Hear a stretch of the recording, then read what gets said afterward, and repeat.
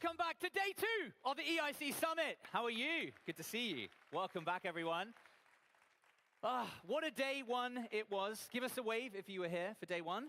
Yeah, all of you, well done. Thanks for coming back, by the way. That's a good testament that this is a good event, right? People are coming back. Repeat business. Well, day 1 was all about beneficiaries, about connecting, learning new insights. There had lots of parallel sessions happening throughout the day. I've already heard some highlights from some of the audience over here. Today is all about positioning ourselves and the EIC as the leading deep tech player, both investor and the ecosystem around it in Europe and in the world, because I think we can all agree we need to succeed, Europe. We need to succeed. This is very important, right? Yeah, I think so. I think we need to succeed. Need I say more? Unfortunately, I don't need to. I think you all know what I mean. But today is all about the leaders. It's all about policy and how policy can interact and interplay with business owners, with investors, with the whole ecosystem, really. So be active today. Now, I told you yesterday, social batteries should start high and end low. How are the social batteries today? Give us a high. Oh, yeah, good. Give that man a round of applause. Very high social battery. I love it. Leading by example. Because today is about that. We want to challenge thoughts. We want to inspire the next generation of innovators and also amplify those in the European ecosystem in deep tech. That's what the EIC's funds are all about. 4 years, 6 billion invested, 150 plus companies invested in, SMEs as well, 60 in the last year or so. You're going to hear more about that as the day goes on. So let's get the day going. And if you, at any moment, are feeling lonely, like I said yesterday, just walk up to anyone and say, listen, Matt told me to say hi. Hi, I'm so-and-so, okay? You have my permission to walk around, make new friends. And if at any moment you want to book a meeting, the QR code is by the entrance there. There's an app. Go and book a meeting. You can check the program on the back of your little lanyard there. And if this room is full, because I have a feeling it's going to be, because it is pretty much full right now, throughout the whole day, there are 2 rooms behind us right here where they will live stream the whole day. So feel free to float in here, float out there, and enjoy your day. But let's kick things off with the first conversation, which I hope will inspire all of you, and I know will stay in your minds for the rest of the day. The Director General of Research and Innovation, Marc Lemaître.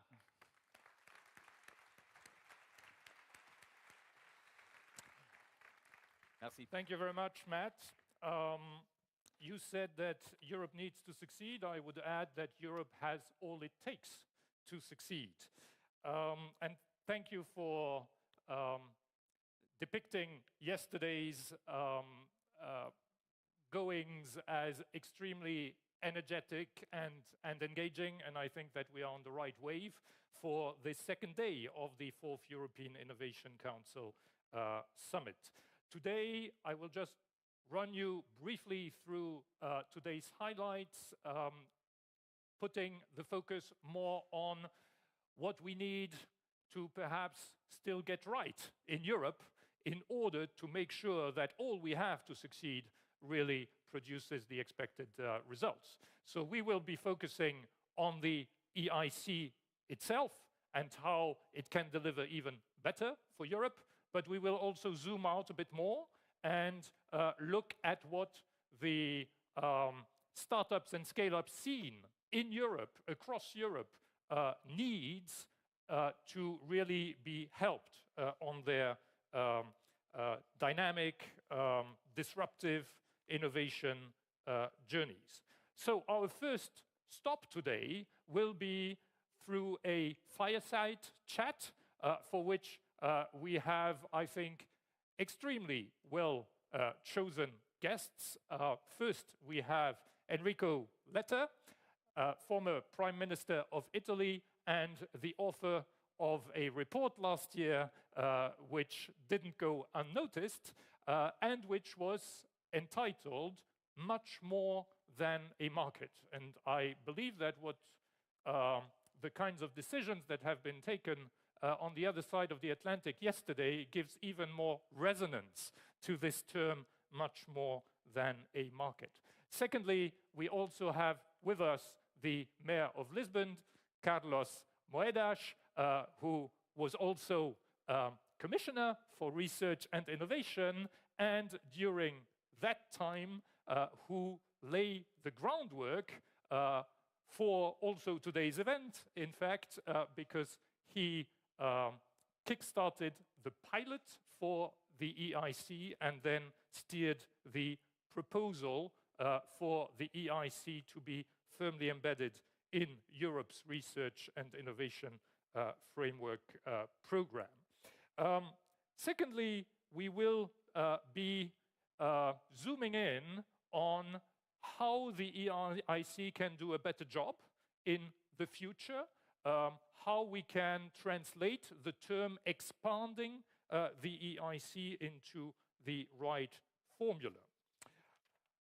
Thirdly, we will be giving the appropriate tribute to our women innovators around Europe by handing out EU prizes for women innovators as a powerful recognition on how they are in fact putting their mark on Europe's innovation landscape. And I'm very happy that the numbers of women innovators within the EIC system are in fact skyrocketing from year to year. I already referred to the startup and scale-up strategy, and that would be our fourth stop of the day. This is a unique opportunity to have a thorough exchange of what ingredients we need for Europe to really be the place to be for innovation in the years to come. Fifth, we will have a specific zoom in on the scaling of digital technologies, this in the presence of Executive Vice President Henna Virkkunen, who is in charge of digital. And last but not least, we will benefit throughout the day of testimonials from companies and researchers that have received EIC support. But in order to really get us going and in order to provide the appropriate impulse for the whole day, it is really my great pleasure and honor to invite to the stage the first European Commissioner having in their work title Startups, European Commissioner for Startups, Research and Innovation, Ekaterina Zaharieva.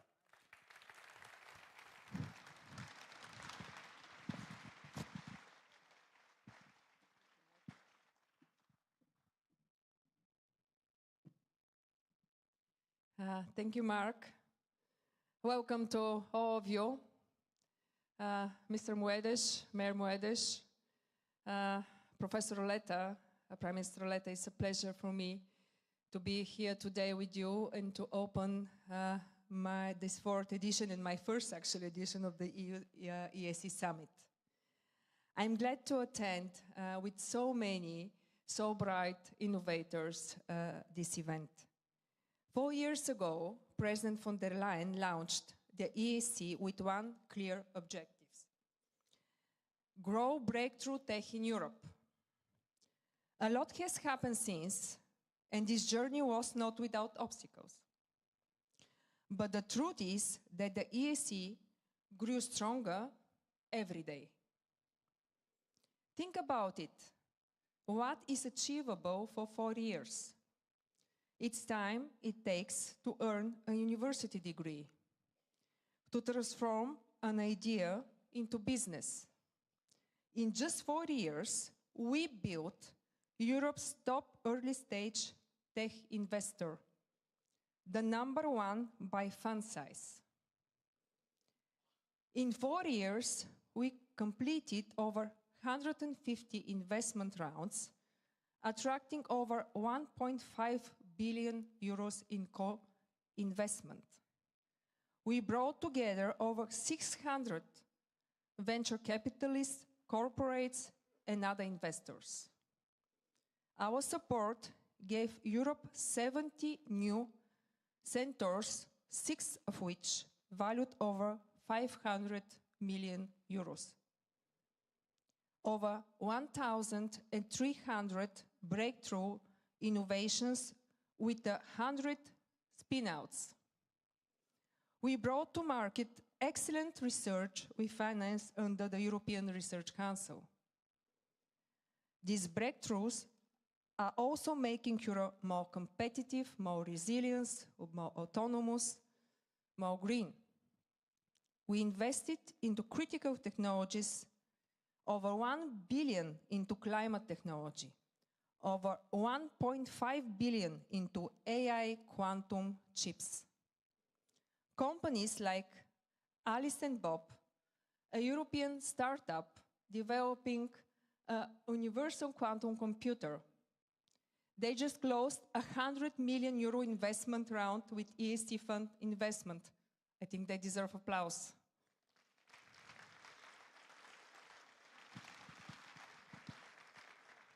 And I could go on, but you can find more about the EIC achievements in the EIC Impact Report we are launching today. I have been impressed as I continue learning about the EIC Fund, since my nomination as Commissioner. It is a success story we must celebrate and talk about more, both with our citizens and abroad. So, thank you for your efforts to make this European success story. We make it all together. But I also want to share a word of warning. Yes, we made a big strides, and in a short period, it's true. But we cannot afford to hit the pause button. You have heard the alarm bells by Professor Draghi, by Professor Letta, by Professor Hayter.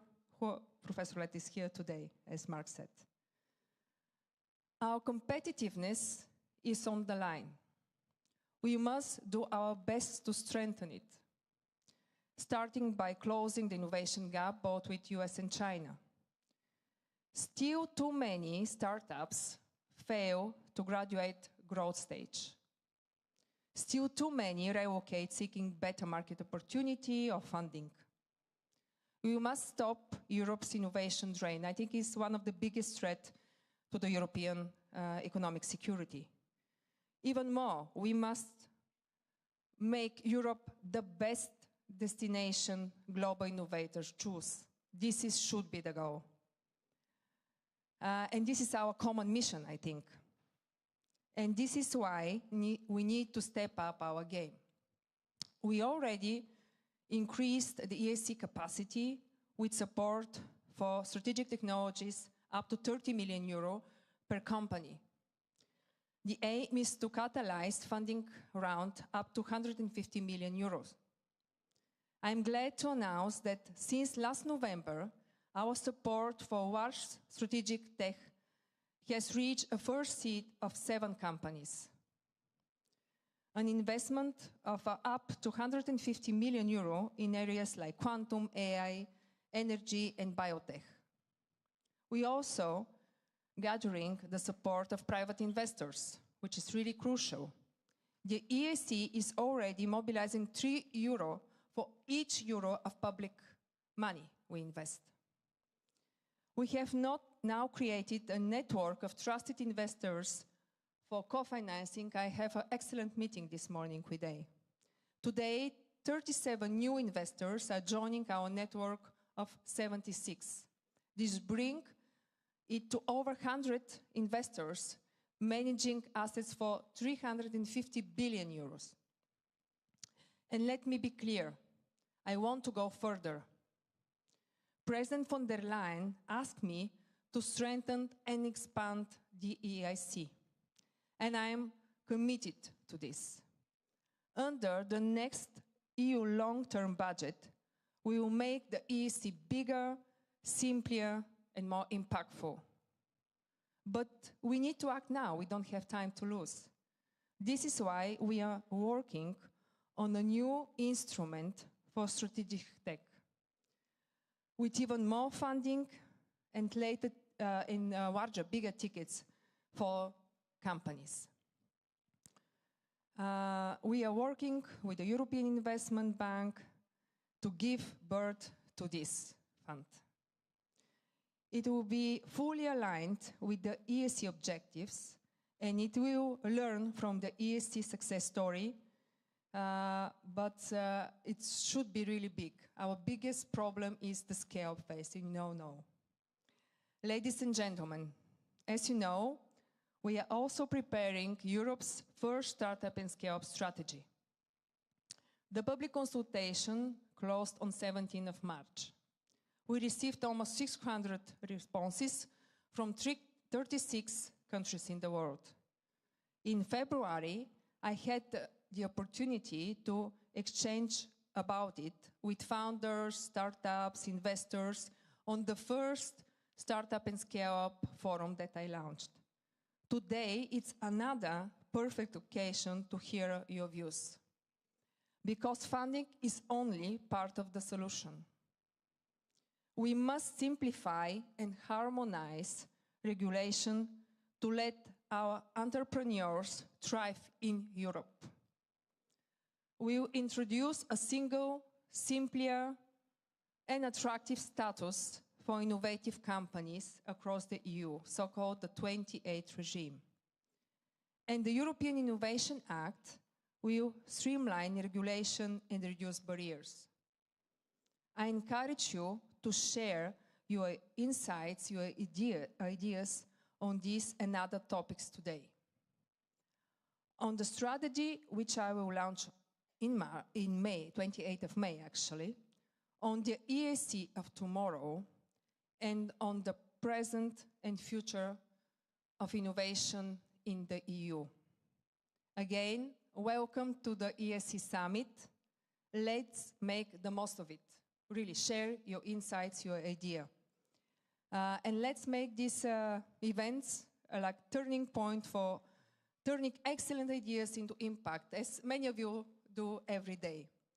Together, we can do Europe stronger, more autonomous, more prosperous, and the best place for the talent to work and develop and to expand and to become a world leader. I'm pretty much sure that Professor Letta will speak about the fifth freedom. I can assure you, Professor, we are working on that, on the European Research Area Act. It's part of the completion of the single market. It's really crucial to complete the single market, because we have to realize that we not compete with each other. We're just too small, even the biggest member state. We have to break the fragmentation. We have to make easier for our innovators to expand in other member states. And part of it is exactly this: free flow of talent, of researchers, of ideas, of knowledge. So thank you so much for being here today with us. And of course, all of us are waiting to hear the thoughts of Mr. Moedas and Professor Letta. Thank you, Mr. Moedas, for being here. You have many friends in Commission, in my team as well.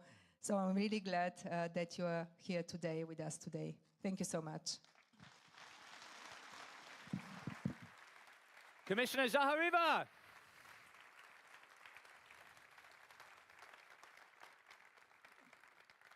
I'm looking for one answer here. Are we feeling inspired? Do we have the answers? Okay, good. You have them. I was expecting a no. We're going to have the answers. We're going to find out the answers as we go. Thank you so much, Commissioner. That was exactly what we need. We need to feel that we can make it as a collaborative group of people. And I think inspiring more to embrace failure on the route to success. I'm organizing a baby shower for my pregnant fiancée at the moment. And one thing came to me, I think I've seen this, you might have seen this all on social media. We need to organize business showers for friends who are creating businesses, who are leaving policy, who are leaving corporates to go and innovate and create. We need to encourage more to take that first step. Because if we encourage more, we will have a downstream effect and we will have more successes, like you said. Now, the one thing to that as well is we need to encourage people to partner with policy, partner with government, because the amount of times I meet entrepreneurs around Europe and I mention, do you know there's EIT, EIC, there's government funding that could support you? And they're like, oh, really? I should look into that. So if you ever meet anyone in your business, in your proceedings, in your corporates, in your policies, who's looking to innovate, say, hey, listen, the first place you should look is partnering with policy, partnering with government, because there are grants available. We're going to hear about a lot of them today. A lot of the businesses here, raise your hand if you've raised money through the EIT, the EIC fund. Yeah, over half of you. Give them a round of applause.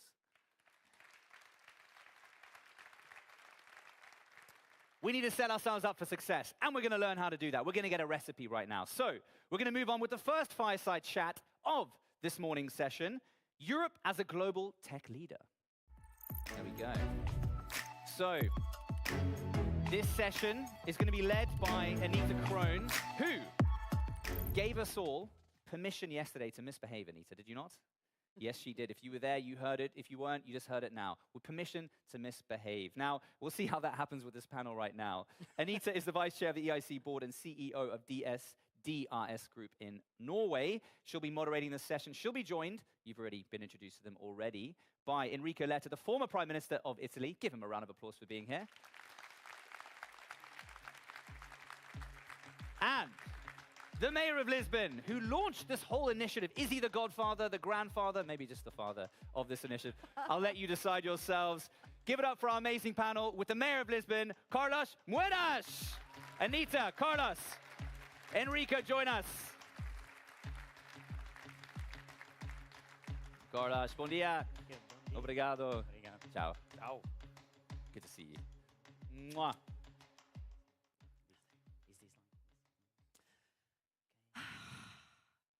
Okay. How many expectations? Absolutely. Complicated. But, we have a very serious topic to discuss. But I have to steal the first minute because it's been a while since Moedas has been here. And we talked about it yesterday, that this started out with an idea in 2015. So none of us would have been here if it hadn't been for your braveness and your encouragement to misbehave that I taught from the former president, Professor Mark Ferguson. Look at what this misbehaving has resulted in. I think we do like this. All of you raise up, please. And for Mr. Moedas to thank him for everything. Come on. Thank you. Woo! Thank you. No. Thank you. No. Yeah. Thank you, Anita. No, please. Please. You must be so proud. I am. One thing is being proud. The other thing is that this is so important. And we started this 10 years ago. But before that, Enrico Letta, you have probably written one of the most important reports about the future of the single market. And also debating the need for the fifth freedom. We're going to go back to that. You are the former Prime Minister of Italy, but now you're the Dean of the EI University and the President of Jacques Delors Institute. And Carlos, you are now, I don't know, could a Spanish guy be a godfather, or is that an Italian thing? No, just Italian. Oh, okay. Yeah. I like it. Yeah. You are now the mayor of Lisbon, and you've also introduced a unicorn factory. So we're going to go back to that. To the topic, obviously, Europe is not a global tech leader. Why? Many reasons. First of all, thank you so much. It's great to be here. It's great to be here also to listen. And I would like to thank Commissioner Zaharieva for her leadership, because we are full of expectations in these 5 years. For many reasons. The first reason, I think, is the fragmentation, exactly what you said before. We are not one, we are 27. I know it seems strange because in our pockets we have the euro. And so we think that, okay, it's the same. One currency, everything is done. But in reality, it's not. We are 27. We are 27 in degrees, we are 27 in funding, we are 27 in regulations on these different aspects. We are 27 in energy, in telecom. We are 27, I give you just a small example. I was renting a flat in my new job in Madrid. And after a negotiation on how to change the contract for the electricity, on the other side of the call center, they told me, okay, Gun, we are ready, just 2 details. Give me your bank account number and your telephone number.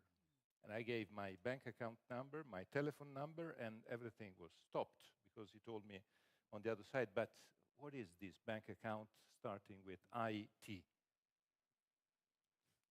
has to start with ES. And what is this number starting with plus 39? Yeah. You have to start with plus 34. My first temptation was to send my report. Saying, it's my right to have the electricity, even with an Italian bank account. But of course, it was not responsibility of the call center, it was the rules. We are all protecting our national systems, and we are not able to scale and to be able to be bigger. And we are all small. What you said, Ekaterina, was very good. I do it in a very small phrase. In Europe, there are two groups of countries. The small countries and the countries they don't know they are small. Yeah. It's brilliant. Yes. So I hope what we are doing all together is to understand that we are all small, and what last night, President von der Leyen said in a statement from Asia, and she said, our unity is our strength. And I think on innovation is really true, because it's more difficult to have funding at a high level, to have level playing field, the same rules. This is the main point, and I am very happy to be here with Carlos, because Carlos, in his 5 years, gave a great impulse to all of that. I'm sure that Ekaterina will do better. So, Carlos, first of all, do you agree with him? It's the same reason, or do you have another perspective to why we're not the global tech leader? So I mean, first of all, I'm so moved to be here and to see so many friends. And Commissioner, you have the best job in the world. So never forget that every day, because I was so happy here, and this is an amazing place. I'm always in agreement with Enrico. I quote him a lot on this, the small countries quote, because it's an amazing quote and so true. I read this report, I've read it a lot of times, because I think that today you really have to look into this question in another angle. And I always refuse to answer the question if we are the tech leader or not, because we were the leaders. And Europe was the leader. I mean, Europe, if you look at the backbone of the internet, we were the leaders. Siemens, Ericsson, we were the leaders. Even today, I mean, you talk about chips and semi-conduit circuits, and you look at the world, and without the Dutch company ASML, we have no boards and wafers to do those circuits. So I think that, yes, on that first phase, we were the leaders. In this second phase, we are not the leaders because of the reasons that Enrico, the Prime Minister, just said. We're not the leaders anymore, but we were the leaders. So the big question is that how can we be the leaders again? Because we were. So we just had this phase of the digital where we are not. And scale that Enrico was referring to, and the problems that he got into, which I also got into when I went back to my country, of PT/ES/IT. I think that those problems are also not just the scale in terms of the businesses or the financing, but also the scale of the story. And I always tell that we are not telling our story anymore. And when I come to Brussels, and I think that every mayor should have like a compulsory, like 2 months in Brussels. They should come here to listen to the stories. You know, when I came here, I just crossed my friend Youssef. You know, he was born in Syria. He created an amazing company called LG Sonic. When I met him at the time, it was a company that was like 10 people, was probably worth 1 million euros. Now it's like 70 people. It's worth 70 or 80 million euros. He revolutionized the way that we look into cleaning water through algae. And you know, but we're not telling these stories. In Europe, we're telling it here to you because, I mean, the story of Youssef, is also the stories of so many of you here. But you're not telling the story. We stopped telling the story. When you stop telling the story, then there's no scale. There's no scale because people don't know. And so I would add to what Enrico said, that scale is about a lot of things. Scale is about unity in diversity, because we are all different. But that's the strength that we have. It's the strength of being different, of all these stories to crossing. And I think that, again, the European Union has to communicate differently. And if there was something, apart from, this wonderful thing called EIC, and I can tell you a little bit more of the story at the beginning, was that I always tried to tell the story in a different way. And so I would say that, yes, we can come back to be those leaders if you tell the story in a different way, if you look at problems in a different way, if we are more agile, if we have an EIC that is agile, and I really hope for Commissioner that you fight for that, on flexibility, that we get in not the bureaucracy of that we know, and we love Europe, but we know there's a lot of bureaucracy. How do you do that?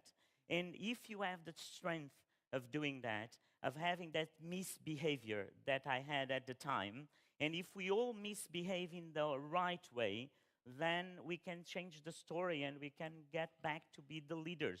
And I'm deeply, deeply convinced that we will in the next 10 years, because everybody is looking at us. Because there's no better place than Europe. Probably 10 years ago we did know it. We didn't realize about it. But I can tell you, being a mayor, being in Lisbon, people look at you as the safe harbor of the world. So let's enjoy that moment and change it. And the EIC is crucial for that.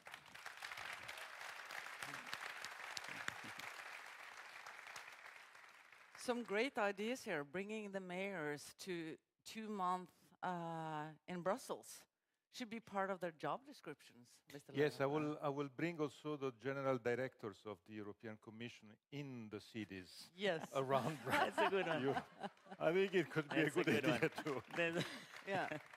So you're talking a lot about storytelling and narratives and making sure that the European people takes ownership, both to the history of that we have been leaders, and the hope of us becoming a future leader.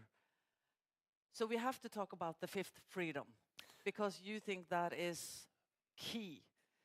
But could you please introduce the fifth freedom, because there's a lot of people here who know what it is, but there might be some people who doesn't really understand what the fifth freedom is. The big point is the fact that when we created the single market, when Jacques Delors created the single market, we were in the 80s. The world in the 80s was totally different. Many reasons. 2. First reason, Europe was the center of the world.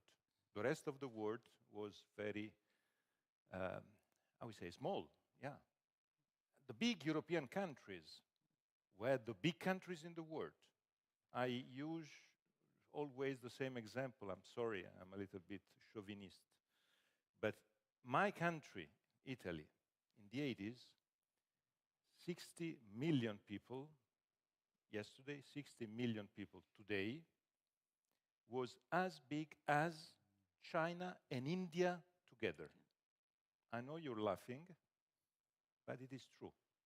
That was Italy at that time. France was bigger, Germany was bigger. Today, after 35 years, we have the BRICS. They weren't there. China and India weren't there. We had 20 years of China. We will have the next 10 years India. Then we will have Indonesia. So we have countries that are 3 times Europe. Indonesia will be an entire European Union, a new one. It is clear that the dimension we had at that time is not the dimension for today. This is why we have to integrate. Second, the economy at that time was different. It is not by chance that the single market is composed by 4 freedoms. freedom of movement of goods, services, capitals, and people. It sounds very old style. Goods, services, capitals, persons. We miss something. And it is clear that what we are missing, it is what today makes the difference. Makes the difference with the US, makes the difference with many other parts of the world. This is what is intangible. Because in the quadripartition I mentioned, at the end of the day, the intangible is very difficult to put it some way. So the big need, because the single market is everything in Europe. The single market allows you, for instance, to decide at majority, not at unanimity. And that makes the difference in Europe. Because on the single market issues, we can decide with the majority rule. On the rest, on many other issues, we need to have the unanimity, and that makes the difference. So, what is the fifth freedom? Is the need to add this intangible, innovation, knowledge, skills. I think it is possible with the present treaties. This is the key point. Because in my report, I started with the idea not to change treaties. Not because I don't think that we need to change treaties. I think we need to change treaties. But I know that in the moment in which Trump, sorry, I have to quote Trump.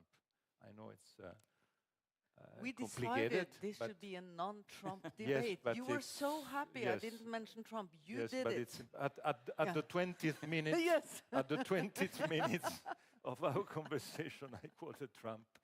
But with the moment in which we are, it is impossible to react to what is happening, opening an institutional discussion in Europe on treaty changes. It is not the right way. We need to act with the tools we have. COVID told us that we have a lot of tools. We were successful during COVID with the present treaty. So the idea, we work with the Court of Justice and many lawyers on how to use some articles of the treaties, existing articles, to add to the Article 26, sorry to be too technical, that is the article of the 4 freedoms, to add the 5th one.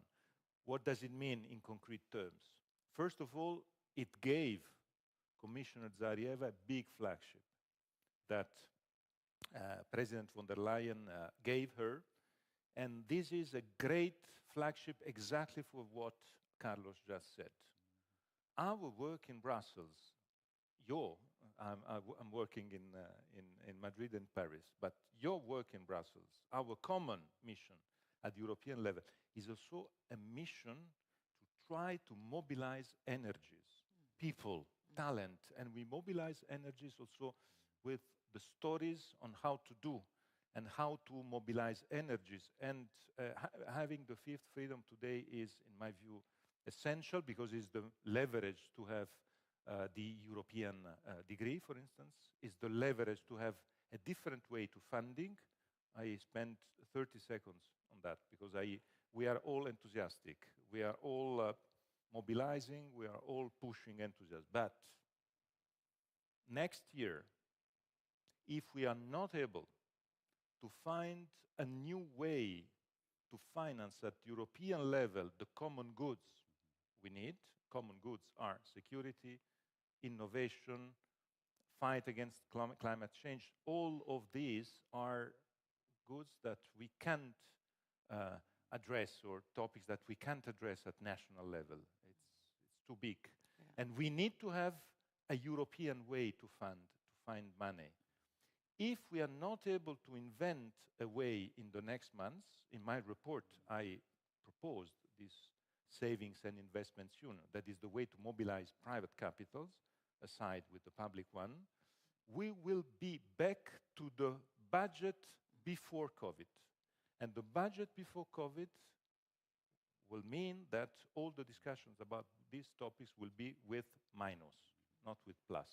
Because the budget before COVID is a budget is a too frugal and too shy budget. So my key point is that the 5th freedom is fundamental to create also the conditions to have this funding. If we are not able to have this funding, all these discussions here will be discussions without the meanings.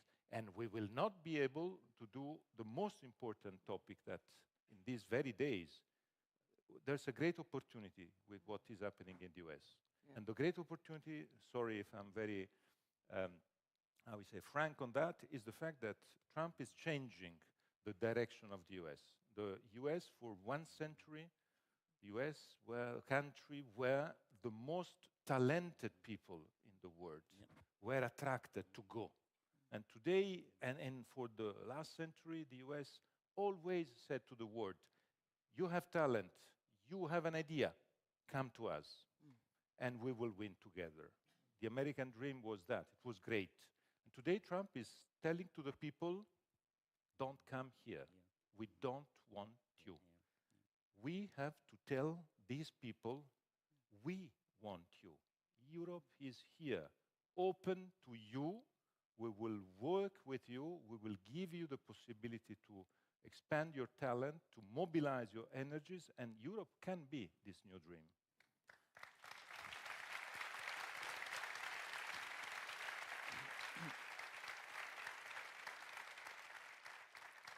So what I hear from you, Enrico, is that we need a sense of urgency when it comes to leadership, because it's not that we don't lack reports. We don't lack people with ideas and initiatives and perspectives. We lack leadership to actually do it, to transform it. And how do we do that? You've done it before, and you're doing it again. So No, the commissioner is here. no, Do you want to give some advice? No, I would not dare to do that because she's fantastic and she's going to do the next step of all of these. I would say that, you know, I always say that I was very lucky in life because I had 2 amazing jobs, the one to be commissioner for science and the other to be mayor. I don't think that prime minister is that interesting. I mean, it's not that, but being mayor and commissioner is the best.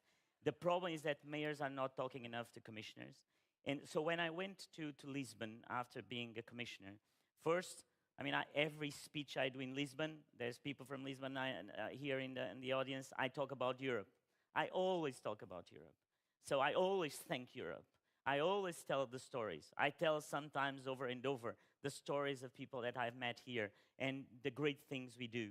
And, you know, when we talk about COVID, I used to say, the COVID vaccine, you know, in 2014, Ingmar Her from CureVac, he came to us. He didn't go to America.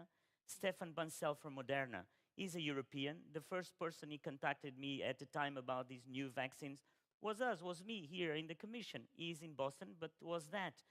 Ugur Sain, he had a ERC grant, and that's why he actually found a vaccine of BioNTech, then he sold to Pfizer, and then they saved the world. So it was not America. So we should also be assertive. I mean, of course, we don't want to talk politics, but moderates have to be assertive. And we have to be assertive in saying what we are. And, you know, when you look at all the crises, we have done amazing things. But one of the things that we're not doing is to connect the talent and the pipeline of talent in between cities and the European Commission. So I had this idea of having this unicorn factory in Lisbon, which would be just the pipeline for you. So it would be the pipeline of finding these amazing projects in cities that then connect to the EIC, and then with that, you can change it. Because the EIC at the beginning, and I don't know if you know this story, Commissioner, I went to my hearing, which is the worst day of being commissioner, is the hearing. Like, you go to the hearing, and then everything else after that is fantastic. And then I said, look, it came to me at the time, something like, we are so good at transforming money into knowledge, but we're not good to transform knowledge into money. And someone at the time, and I think I probably should refer the role of Elga Novotny, of Jean-Pierre Bourguignon, and Jean-Pierre looked at me and said, look, Carlos, but we do that because we have the ERC. And I said, but so we should have the EIC. Because if we have these 2 pearls, these 2 jewels in the crown, then we can make a difference. So the EIC was that transformation of money into products, money into innovation. And so the idea was very simple. And the idea was really to look at innovation as a factory, because innovation is very tough. You know, you come to these conferences and everybody looks happy, but your daily day of getting up in the morning is not easy. You have to do things that you don't like. You have to have a discipline of every morning getting up and making the call that you don't want to do. So the idea of the factory was that. And then the idea of calling unicorn was to have audacity and have ambition. Because that's something, you know, and I in Portuguese politics, I remember when I started my campaign, I said, I want Lisbon to be the capital of innovation, unicorns. Everybody was laughing at me. It was a disaster. Because what? Because we have never done the link in between innovation and jobs. And so innovation, forget about the word innovation. Call it jobs. The only way to create jobs is what we do. We can call it a lot of things, but it's about the jobs. And so the idea of the unicorn factory, just to get, is like, I would love to see in every city in Europe a unicorn factory that will give you the best of them. And then you create a pyramid. You know, Luca Parmitano, this astronaut that I love to quote, is an Italian astronaut, and he would say, like, if you have a tetrahedron, which is basically a pyramid, and if you want the vertex at the top to go up, you have to increase the base. So the cities are the base. And the only way to get this pyramid to go up is if you have a larger base. That's Europe. And if each city has this base enlarged, then when you get to the EIC, the pyramid goes a little bit higher because you go to the best of the best. And so for me, it was always about that inspiration of getting everyone together in this idea that innovation is tough, innovation is an everyday job, and innovation is about a kind working in a factory. And then at the top of that, you create something that changes the world. And so for me, was really essential. I think that Lisbon got to be the capital of innovation in 2023 because of these amazing project. And I'm super proud of that. So I think that I'm doing my share of the job, and I hope that other mayors do it. And together we can really do a different thing, you know, and make it different. And as you said, make it happen. Just stop. I mean, I think that it's about action. It's not about anything else than action. And if Lisbon can do it, any big city in Europe can do it. And it's the sum of the effort in every city that creates a strong, innovative Europe. There is no more time. I'm sure we could have sat here for at least a couple of 2 hours. I have so many more questions, so many things I want to discuss and go into depth, but I have to end this. And Can again, we just have a little last word, Enrico and me? Yes. Because I wanted to, I think Enrico, do you want to go? I give you my time. This is the time where I misbehave and go past time. Just one, like 30 seconds. Yes, 30 seconds each. No, Sorry, my 30 seconds is just to underline one point that Commissioner Zaharieva mentioned. I think it's very important for all of you, this idea of the 28th regime.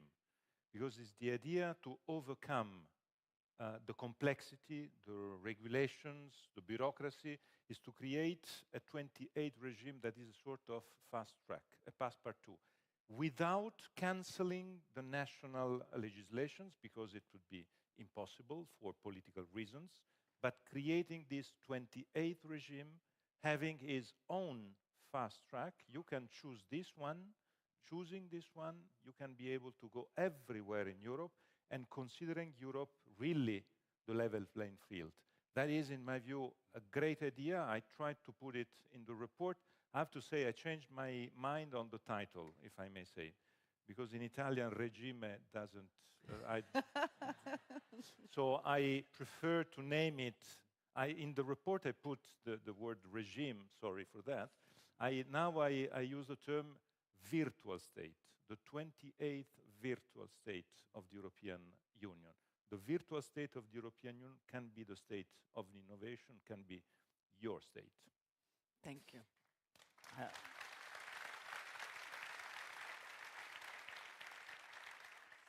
I just want to, first of all, pick on something that Enrico said that is so important, which is the opportunity that we have. And there's a little book that I advise you to read that I love. I have it all the time with me, called The Usefulness of Useless Knowledge. from Robert de Graaf, Foreign Minister of the Netherlands, and talks about the Institute of Advanced Studies in Princeton, which in the Second World War was the point of turning when all the scientists like Einstein, Lawrence, Hannah Arendt, they all went to the US, to that institute in Princeton. And that was when the world changed from being at the center of Europe, of science, to the US. Now, as you said, Enrico, we have this opportunity to change that. So take it as an opportunity. And that opportunity is done by the people that work at the Commission, at the Parliament, at the Council. And I wanted to thank everyone, because your job is so important. I never thought in my life that this idea in 2015 of the EIC would be today what it is. That's not the job of the politicians. That's the job of you, the ones I'm looking at, so many. And Marc Lemaître, of course, you represent, and I'm thinking about Robert N. Smith, Jean-Éric Paquet, I see Jean-David Malo, Keith Sekera, Signe Rad. You know, you, Stefan Waknin, you know, you are Europe. You are Europe. Be proud of that. Be proud of that, because we need you. We need you. You are really an amazing group of people. And the reason for me as a mayor to talk always about Europe is not about the politicians. It's about people like you that make it happen every day. And you are in the shadow, but you are the ones that make that's an idea, a crazy misbehavior in 2015. Today is an institution. And that makes me so proud of being here today. I've not been a long time, I've been not here for a long time, so I'm so moved and I'm so happy. And you know, I really miss you guys, and you are an amazing bunch of people. So the EIC forever and innovation forever. Yeah, so thank you so much. To you.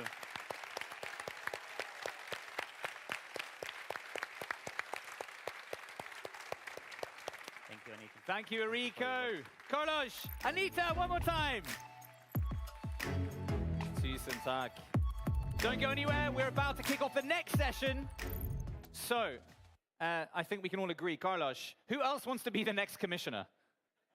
Best job in the room, I think. All right, Ekaterina, we'll talk after this. But I was inspired from that because I didn't introduce myself earlier because I was here yesterday, but I will say one thing, which I think is epitomizing the European ecosystem and what it's given to me. I was born in Johannesburg, South Africa in 1990. I moved to England in 1998, but did my schooling there, hence the British accent.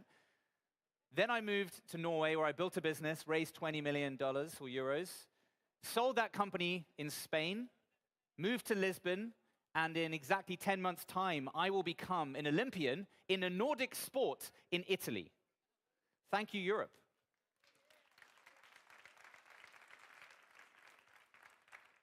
Ask me about that later. It's quite a fun story. Anyway, let's move on with our next fantastic speaker, Rachel Armstrong, professor at the Faculty of Architecture at KU Leuven, EIC ambassador you are as well. Come and join me on stage.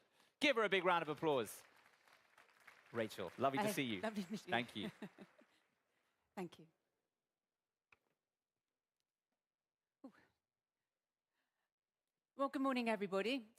I am the very proud coordinator of an EIC Pathfinder Challenges project called Microbial Hydroponics.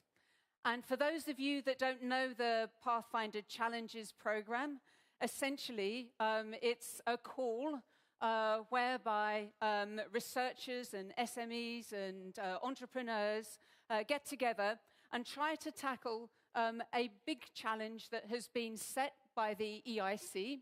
And the idea behind that then is the different ways, the different strategies for addressing that big issue can increase the impact of the individual researchers and the entrepreneurs.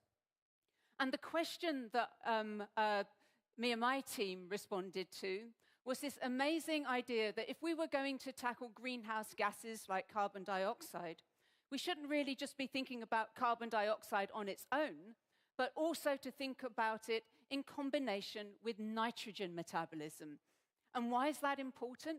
Because as many of you will know, that when carbon and nitrogen get entangled, we start thinking about biological molecules, biomass, and proteins, things that actually are good for nature.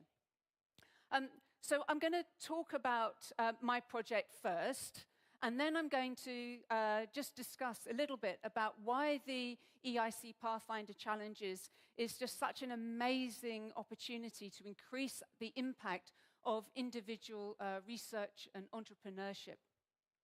So first of all, here is the subject of our particular response to that question of how do we simultaneously deal with carbon and nitrogen management and valorization. And as you can see, plants already do this. The green leaves of a plant are dealing with the carbon dioxide question, and the little white roots are dealing with the nitrogen issues. And so our question really comes about food security and also the quality of hydroponic produce, which is now becoming more critical to Europe in terms of urban farming, in terms of thinking about how do we feed our cities at a time of climate change and at a time where the quality and health of our soils are deteriorating. So we wanted to actually think about how these hydroponic units are currently being nurtured in terms of the nitrogen that they receive. And most of that is produced by a chemical process that is manufactured in a system called the Haber-Bosch process. But that produces a lot of carbon dioxide. And so is there another way of us being able to feed our plants without creating the nitrogen runoff that's creating problems for farmers and problems for the environment in many European lands? So the answer that we came up with is that if we look at natural plants, plants that don't just live in water, plants that live in soil, they have what's known as a rhizosphere. It's little microbial communities and other kinds of organisms that help them make really great use of the nitrogen in the soil. And so our plan is to take wastewater rather than chemical fertilizers and transform wastewater into really good quality biologically usable nitrogen molecules for the roots of hydroponic plants. And so we're calling this an artificial rhizosphere or a prosthetic rhizosphere, effectively a little black box that you can plug into your hydroponic system. And then that should, and we're going to do the experiment, should make also our plants tastier. Because what makes tasty molecules are the stresses and the struggles that the plants have with their microbiomes and their rhizospheres. So here you can see the setup that we've got. This is the first year that we're working in this domain. We've got some basil plants, which are our little trial organisms. And as you can see, we're using microbial fuel cells and various inputs from wastewater and the strategic control of light to find the right wavelengths to optimize nitrogen metabolism in order to create this. And in the closing seconds of this talk, I just want to say that we are part of a portfolio. So the portfolio challenges invites different research groups and entrepreneurs together to address this question of carbon and nitrogen metabolism. And what's been really amazing is that although we're working with colleagues that have got very different interests in this question, we can already start to see the beginnings of an economy. If we start to develop the relationships between our different groups so that the end product of one of our research advances is the input for the starting point for one of the other entrepreneurs, then we're already not just growing individual widgets, we're actually starting to grow ready-made ecosystems of economic value and exchange. And personally, I think that is a fantastic way to think about increasing impact and is the unique strength of the EIC Pathfinder Challenges project. Thank you very much indeed. Thank you, Rachel Armstrong. Thank you so much. Go and grab her afterwards, have a chat. That's what this event is all about, meeting, greeting, and connecting with inspiring people doing incredible things. Thank you for that. All right, we're going to move on with the final conversation for this morning session. Then we'll run off for a coffee break, so stay still, because you'll get a moment to run off and grab a coffee in a few minutes' time. So let's bring him on, my fellow Nordic friend from just outside of Oslo, in Sweden, called Gothenburg, Christoffer Levandowski, the Public Funding and Innovation Program Manager at Heart Aerospace. Christoffer, välkommen! Hej då! Hey. Thank you. My name is Christoffer Levandowski, and I'm here to talk about airplanes. Who has been on an airplane? I would say that would be 99% of the people in here. That's interesting, because only 20% of the world's population has ever been on an airplane. Currently, the CO2 emissions from aviation is about 3% of the world's CO2 emissions. But by 2050, it's expected to triple. And in the wake of other industries decarbonizing, it's expected to cover 22% of the world's population in 2050. And emissions is not a problem for 2050. What we do today will matter on how the world looks in 2050. We've done amazing things in aviation. We've reduced, basically from the 60s down to now, we've reduced the fuel burn from regular jet engines to about half of what it was in the 1960s. But that technology has reached its limits. So we need new technology to come in. That's why people are talking about hydrogen, sustainable aviation fuels, and electric aviation. At Heart Aerospace, this is our solution to that problem. This is the Heart ES-30, a 30-passenger aircraft for regional aviation. It's a hybrid electric aircraft with 2 electric motors inboard, 2 regular motors outboard. It can fly up to 200 kilometers on batteries only, and then we can extend that range with a hybrid configuration up to 800 kilometers. So typically taking those routes that are considered regional routes. And regional aviation is today about 1/3 of the CO2 emissions. So by 2050, flying this aircraft, we would be able to reduce the CO2 emissions in the world by about 1 gigaton. So the EIC came in at a very critical moment in our company's history and supported us through the EIC Accelerator. It was between the seeding round and our Series A round, where we had started to gain some traction, but we really needed to level up on our milestones. And they came in and they supported a very, perhaps the most critical component in the entire aircraft. In an electric aircraft, you need an electric powertrain. And this is what you see in the picture. So in aviation, with a very, very heavy burden of proving that things are safe, you need to do altitude testing, vibration testing, temperature testing, and of course, we need to prove to our customers that we can have the same propulsive power on an electric drivetrain as we have on their regular aircraft. But we didn't stop there. We took this drivetrain, we tested it quite extensively, and we put it on this aircraft, our first experimental prototype, the Heart X1, that will be flying later this year. It's a fully electric aircraft, so not a hybrid aircraft. But we will be flying it, and we're looking to prove that this is actually possible. And when it flies, it will be the largest electric aircraft that has ever flown. And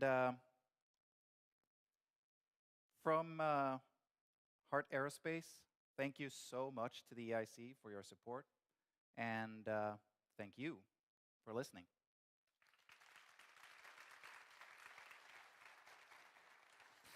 Christoffer Levandowski, Tack så mycket.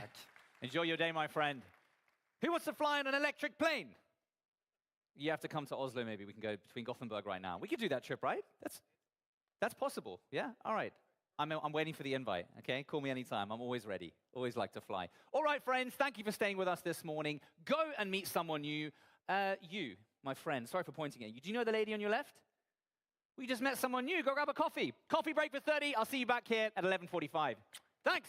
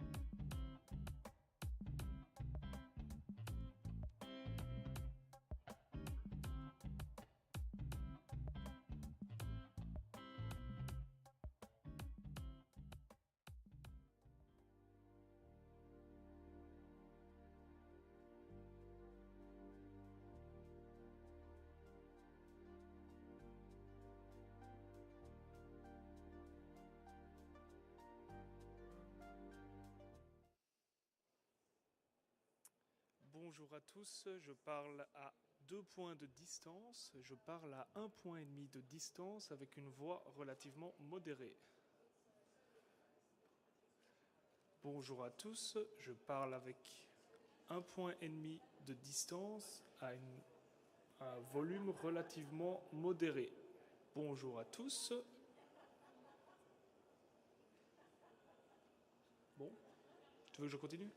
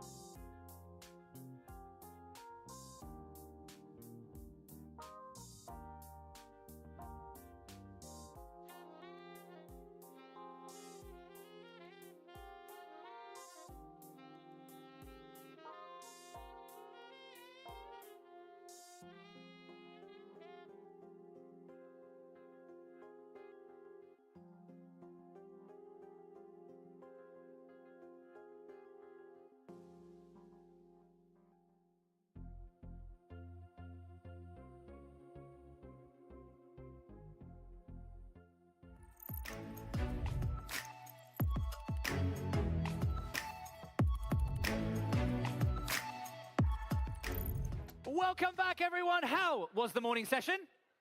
Yeah, lots of nodding heads, lots of nodding heads. Give yourselves a round of applause for coming back. Welcome back. Well, you're going to be on in a second, so it's a good thing you're here.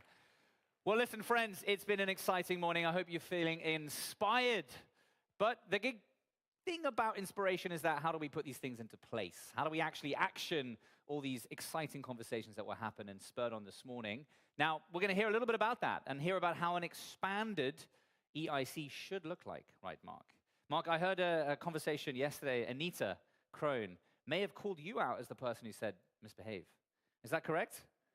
Another panel with misbehaving guests. We like that here. This is becoming a trend of the EIC Summit. You thought policy was boring. Think not. We're giving it to you here today and yesterday as well. But listen, this afternoon session, we're going to have an exciting thing happening just after this fantastic panel conversation. We're going to talk about EU's innovators, women innovators specifically. We're going to have 3 categories which will be announced. So stay where you are. Enjoy this session. We've got exciting things coming throughout the afternoon. You're in the right place. So to kick things off with this panel, we're going to invite on Mark Ferguson, who is the Director General of Science Foundation Ireland and former chair of the EIC board and an EIC ambassador. Mark Ferguson, everyone. Mark. Thank you. Good to see you. So Mark, your guests will be Michiel, Tkatchova, Chief Innovation Officer of the Slovak Republic EIC board member. Here you go. Thank you so much. Anne Glover, Chief Executive and co-founder of Amadeus Capital Partners. Give it up for Anne Glover. And of course, Enrico Olmers, founder and CEO of Multiverse Computing. Here we go. You can second guess. No worries. Thank you. Oh, Philip. You can be Enrique if you like. I don't have the goods. Very good. Okay, thank you very much, Philip, for standing in from SI Pearl, another wonderful company. So we're going to talk about what the EIC should look like in the future. And I was part of the HATOR group, and we made a number of recommendations in the report. So I'm going to kick off, then I'm going to ask each of the panel members to say something. But we are going to misbehave. So about halfway through this, the cameras are going to go round, and I'm going to ask the audience to ask the panel any question they want.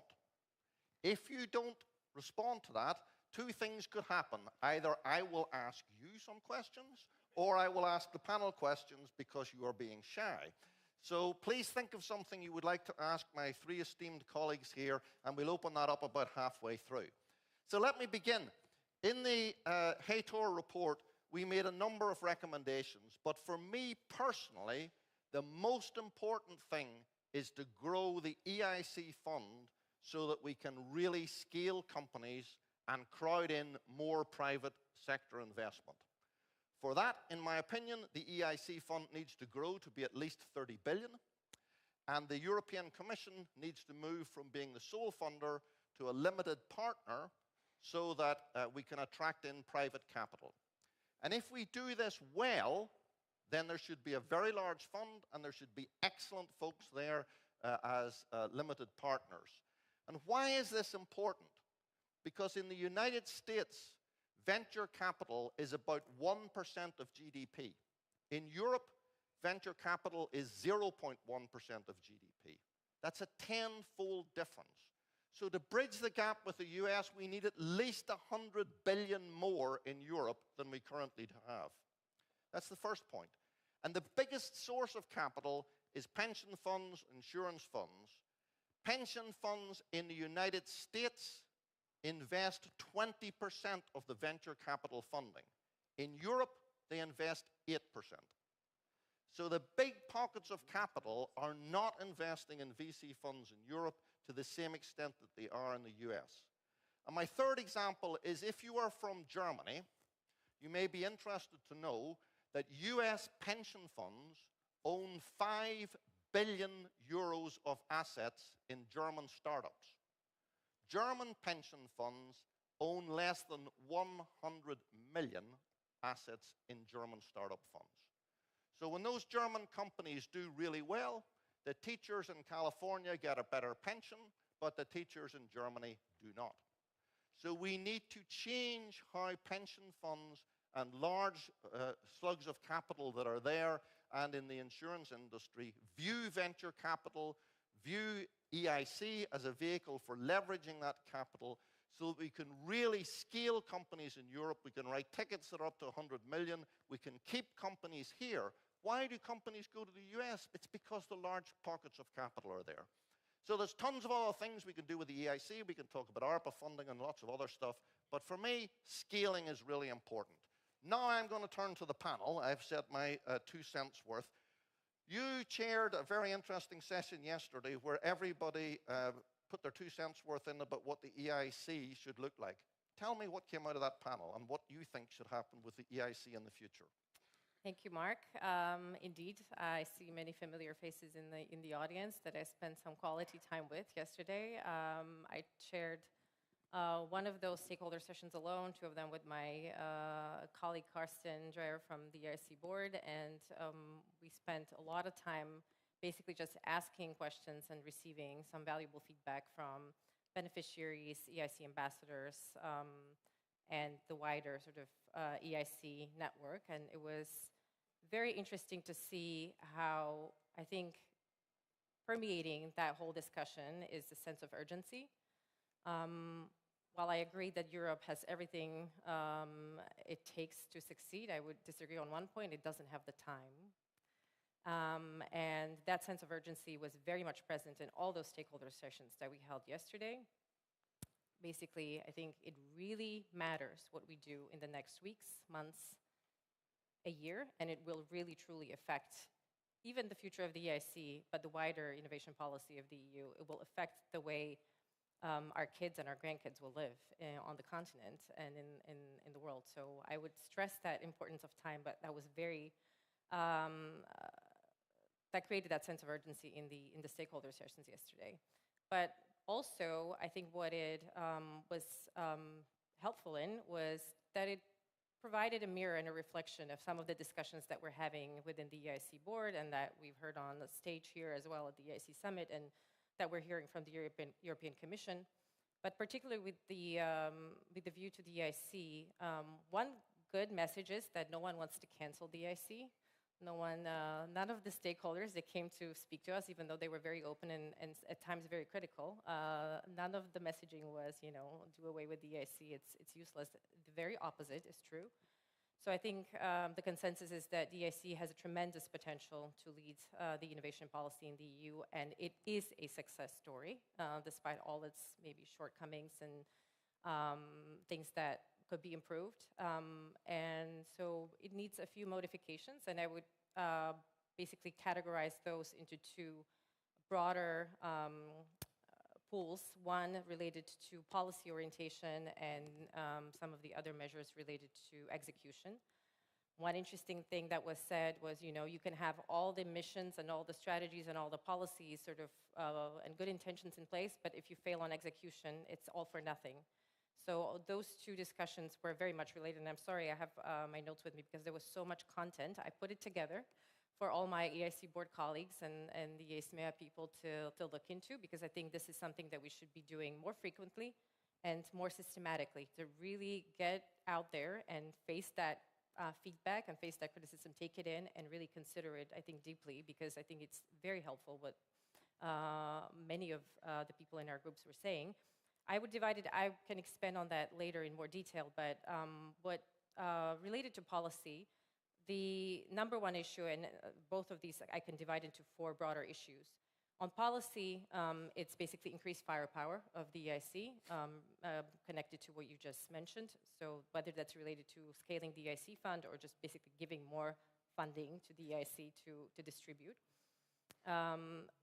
Move towards risk. So there was I think, a general consensus that the EIC perhaps has moved a little bit more towards the safer bets instead of taking the riskier bets, where the sweet spot of the EIC should be. So don't compete with private capital, but actually move where that money is needed. So addressing market failure and also addressing strategic areas for the EU. And there was a lot of talk about boosting Pathfinder and transition and really focusing there. Another one, broader area related to policy was fix the cracks in the system. So there's a lot of concern that there's a lot of breakthrough innovation that falls through the cracks between the different programs because they're not seamlessly integrated. And there was a wider complaint about, basically, I mean, this is something that we hear all the time, is that a lot of non-coordination between different initiatives within the Horizon Framework Program. A lot of sort of ring fencing of different networks and activities that happen.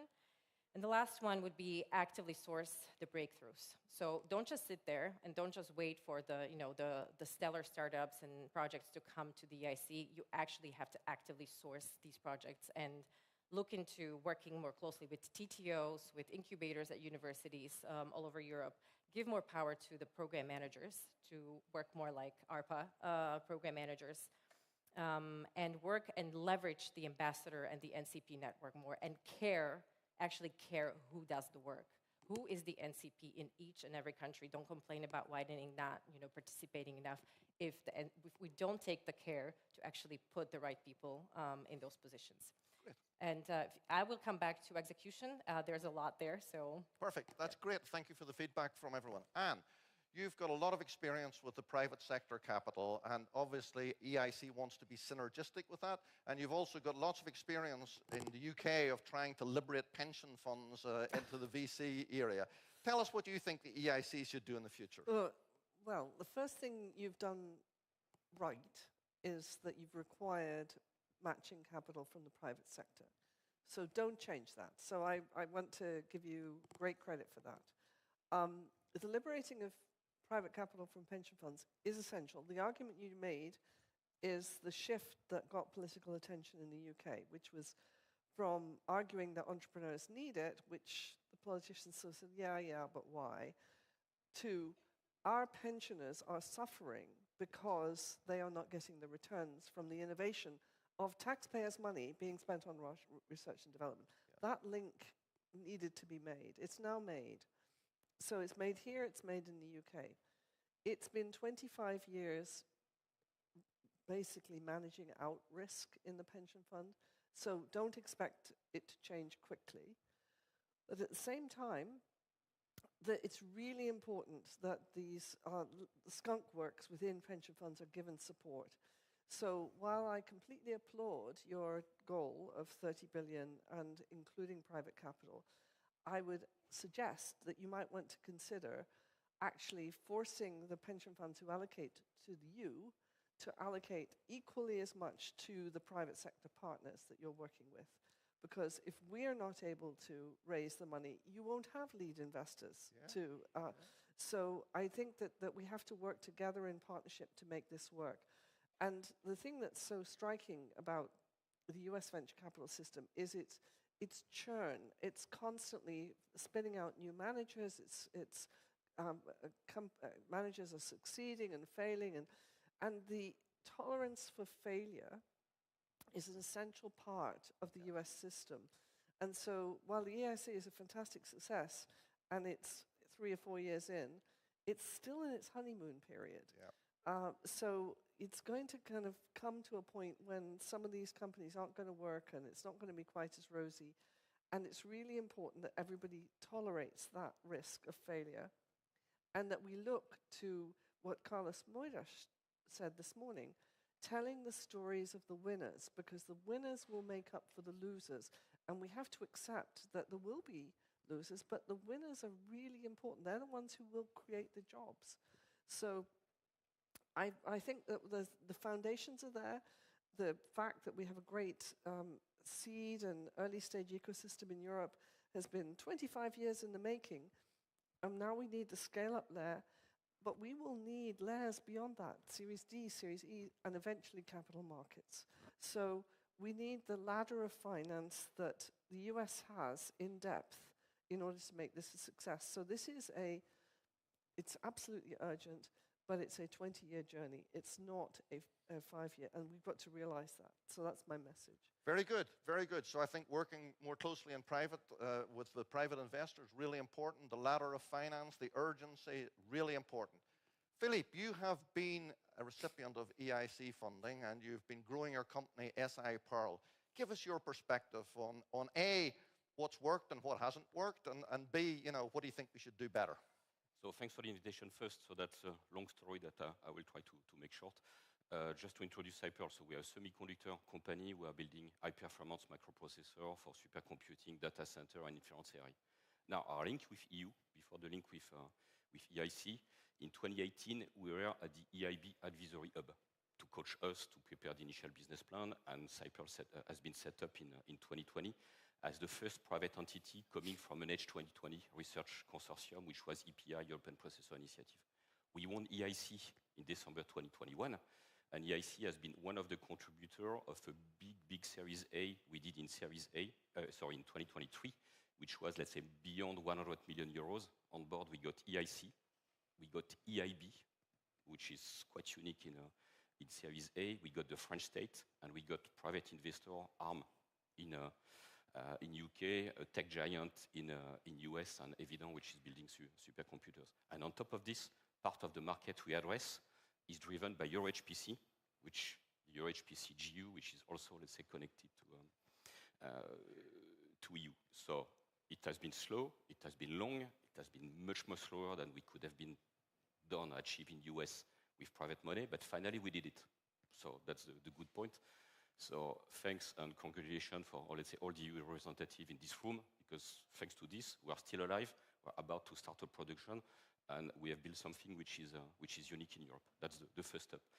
Now, what we should do now, and that's part of the not the issues, but what we see is that we are trying to scaling up. Semiconductor is very expensive. We need something like 200 million euros to build a platform. We start working on a Series B, and when you target 100 million euros, it's just waste of time to discuss with investors, which can do, let's say, 500K, 1 million, or 2 million. And unfortunately, one of the issues I see today in the EIC ecosystem, which is, let's say, quite good to seed, but to scale up, I will be happy to see in this room investors from Asia, from the Middle East, or from US. And to my knowledge, they don't exist yet. So that's the first one. So you should leverage the huge brand you have now with EIC, because it's seen on a worldwide basis, and I'm in Taiwan next week, as the largest deep tech investor in Europe. So that's the good stuff. But try to attract other investors, and we know that the future to scale up is not going to be only with European fund. So that's the first one. And second one, recommendation, you have kind of so-called mother company or something like this, which is EU and EIB, which can have a huge impact also through, for instance, EIF. Now, as an LP, so EIF is investing in fund, and we would like to see this fund also investing in startups. So far, for the discussion we had with them, it was not very successful because they don't see necessarily the link in between EU, EIB, EIF, and startups, while EIC is part of, let's say, the same family. So this does not work yet. And also what is missing, because we know, I said, that you will not find enough budget in super tech in Europe to find it, so you need to leverage other tools. And other tools could be all the corporate investors you have in Europe, because there are plenty of very, let's say, nice companies, I won't give any names, which have access to grant, support from EU, for, let's say, public order, or tax credit, grants, etc. My suggestion is just push these big corporates in Europe to reinvest part of the grants and the support they have in EU in their corporate fund, and these corporate funds will invest in startup and scale up. And this, let's say, this is missing. Don't try to be only on your own in silo, but try to federate foreign investors and European corporates. Thank you very much. That's all part of your ladder of finance in a way, and getting the corporates involved, getting better coordination with the EIB, EIF, thinking about how funds that invest in things like the EIC might also co-invest in the private sector so that you can have this good leverage effect. Okay, who in the audience would like to ask the panel a question? Can you let me have a look at the audience, because there's just a mass of lights in my eyes. Yes.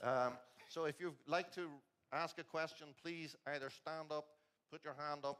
Yes, over here. Okay, yes, please. There's a microphone roving. Here we go. Over here. Microphone's coming towards you. This is a real test of my eyesight, by the way, and the cap doesn't help. Even though this is trying to shield out the light. This is my EU Supporters Club hat. Go ahead. Krasen Dimitrov, Volterra, Bulgaria. Founder and innovator, EIC beneficiary. What are the plans to reduce bureaucracy in the EIC? because it's taking 13 months to finalize our agreement. That's not normal. Very good. Okay. So I will not speak for the executives in the EIC or the board of the EIC, since I have nothing to do with it. But what I will say is it needs to be a timeline that matches the private sector timeline, and it should be measured in weeks and months, not years. And I think there's a job of work to be done there in terms of simplification and speeding up. Fully on board, and speak to Jean-David Malo afterwards. Okay, who else wants to ask a question?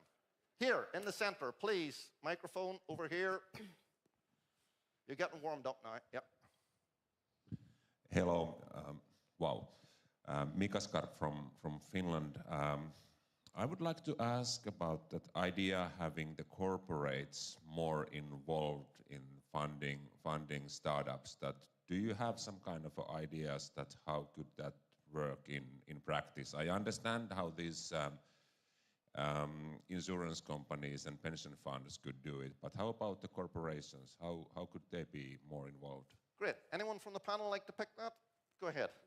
One of the, I mean, this is not my idea. I think this has been floating around for a while, but and everyone is talking about it. No one has kind of put it to work yet. But you know, the EIC portfolio should be offered up to the big corporations that are looking to innovate. And I think one of the things that corporates can do, and this was something that came out of discussions yesterday, was, you know, we get exposed as beneficiaries to corporates like every once in a while in corporate days, open days.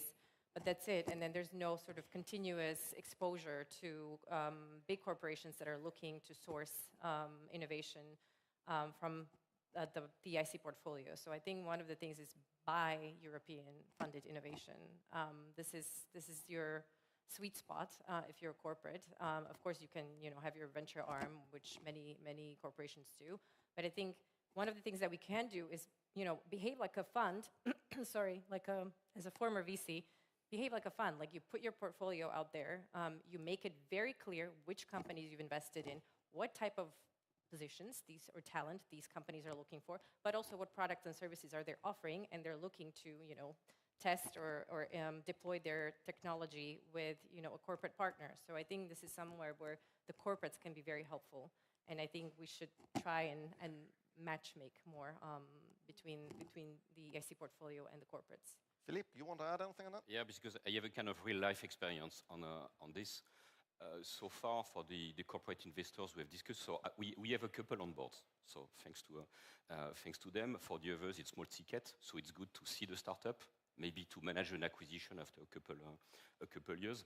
I can list a very good one in Germany, RBVC, Robert Bosch Venture, because they really have this culture of, let's say, investing in tech, but without any strong incentive from EU, I don't think they will manage big tickets. And for the example I give, if EU is giving to a big player, for instance, 1 billion in terms of grant and support, and this happened, for instance, through the CHIPS Act, just force them to reallocate 10%, so 100 million in their corporate fund. First, it will facilitate EIC bureaucracy, if it exists, because the corporate will do the job of selecting it, but they will selecting the startup, they will just be obliged to see them, to finance them, and maybe later acquisition or specific, let's say, a business agreement with them. Interesting idea. Anne, did you want to add anything? I mean, I agree that they're an amazing source of capital and insight. I think that they ebb and flow according to their own economics, and so they are a really important partner, but I wouldn't rely on them as developing the ecosystem. So I think they are very important for individual companies, but my experience is that they unless they are really well integrated and independent of the corporate agenda, they are quite fickle. Yep, it's fickle, and I just had a personal experience. One of the interesting things of having a corporate investor is if your exit point for the company is actually a sale and your corporate investor isn't interested in buying the company, you have actually raised a hurdle, because the first question you will be asked by all the other corporates you're trying to sell your company to is, why is this company that invests in you not buying you? So that's just something to be aware of. It's not a problem, but it's something to be aware of. Who else would like to ask a question? Yes, in the front row here. Here we go.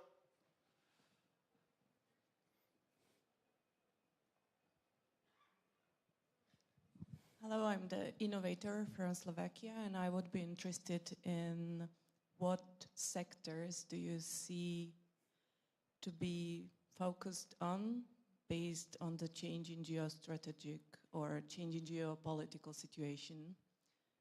And I would also have one comment to STEP document where I was quite surprised that technologies that can enable Europeans to become independent in the area of financial situation or financial technology were missing there. So can you please comment on these two things? Okay, so what are the new opportunities and what about financial stuff? I'm going to start and then I'm going to throw the panel.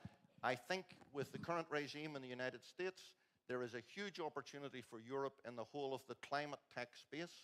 And if we don't take it, China is currently taking it, and China will be the leader. So for probably the first time in the last 10 or 20 years, I think there's a real chance of attracting American entrepreneurs and investors in the climate tech space, broadly writ, to Europe as opposed to the US. Now, that's my 2 cents worth. I'm going to ask Anne first, and then we'll come to the rest of the panel. Well, I think that one of the perhaps hidden opportunities is that all the fuss about generative AI has basically sucked the oxygen out of all the other approaches to artificial intelligence. And if you look at the mathematical disciplines and the software disciplines in Europe, across the board, we are absolutely on par with the US. So there's a tendency to want to give up, okay, AI has been lost because the generative AI foundation models are all based in the US. Frankly, I don't think that it's been lost at all. I think they are going to become commodities. I think they are utilities on which we can build great tech. So I would actually encourage you all to ignore the noise and actually look at where AI is, because it will change the world. But it's not going to change the world in the way that everybody expects, because those foundational models, yes, they're hoovering up data and they're going to be, but they are going to compete down to be utilities. So don't give up on AI just because there's a lot of noise coming from the US. That's my message. Great message. Michaela, what do you think? I don't want to be a grumpy Eastern European on the panel, but I am. So I'm just gonna. You're gonna be a grumpy Eastern European? You know how we are. And being close to that Eastern friends that we have on our borders. I think anything defense and dual use related. I think we're gonna have a renaissance of dual use and defense technologies, and that can be everything and anything that you guys are working on and more. So I think that's a threat, but also a great opportunity for. I think it's a really interesting point. I mean, there's going to be more money spent on security, defense, and the challenge for Europe is that the peace dividend from underinvesting in defense or security, that peace dividend, which translated into an economic dividend, is over. And we need to get the economic dividend from dual use, i.e. investment in defense and security that spills over into the civilian sector. I think that's a real opportunity. There was a really interesting sort of specific measure that was suggested yesterday. Send an email to all the EIC portfolio and ask them to self-identify as dual use or defense tech. But everything is dual use. Exactly. Yeah. Everything is dual use. Why? Everything is dual use. I mean, an army is healthy. DARPA is one of the biggest funders of breast cancer research in the United States. The army needs to be healthy. Philippe, you have a view? I fully share what has been said. So AI, dual, semiconductor, of course, because I need to sell my business. Of course.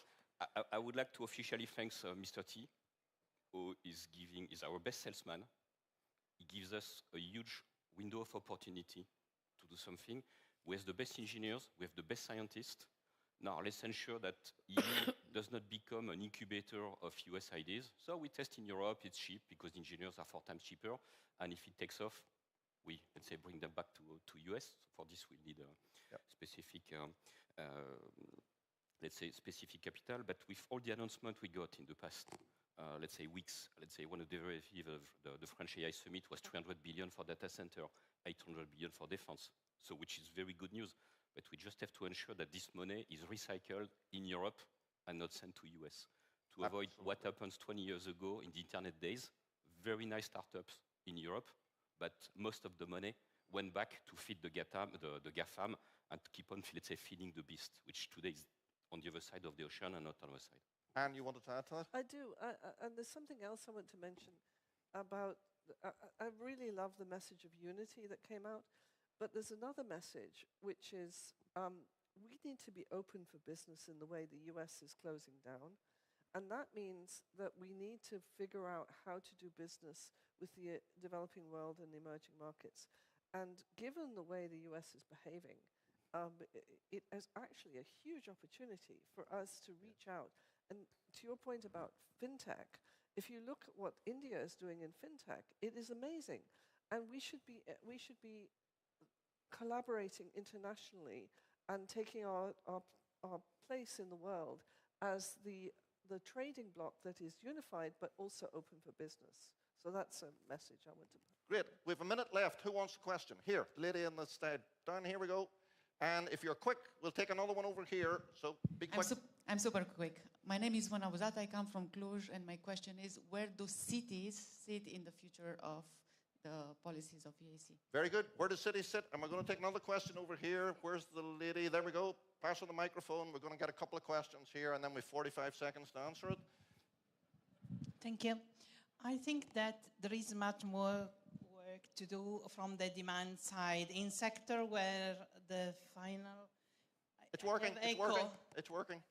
In the sector where public sector is the final recipient of innovation, I think that the validation from the public sector who has the clear vision and value in optimized taxpayer money, I think that incentive to the public demand needs to be increased. Perfect, thank you. Okay, we've got to be very quick here. So where do cities sit and what's the role of public procurement? So I think 5 seconds. Cities, regions, and national ecosystems absolutely have to be part of the story of the EIC, and I think we need to do much more work on that, reflecting Carlos Moeda's note from today. I completely agree. Very good. Anne?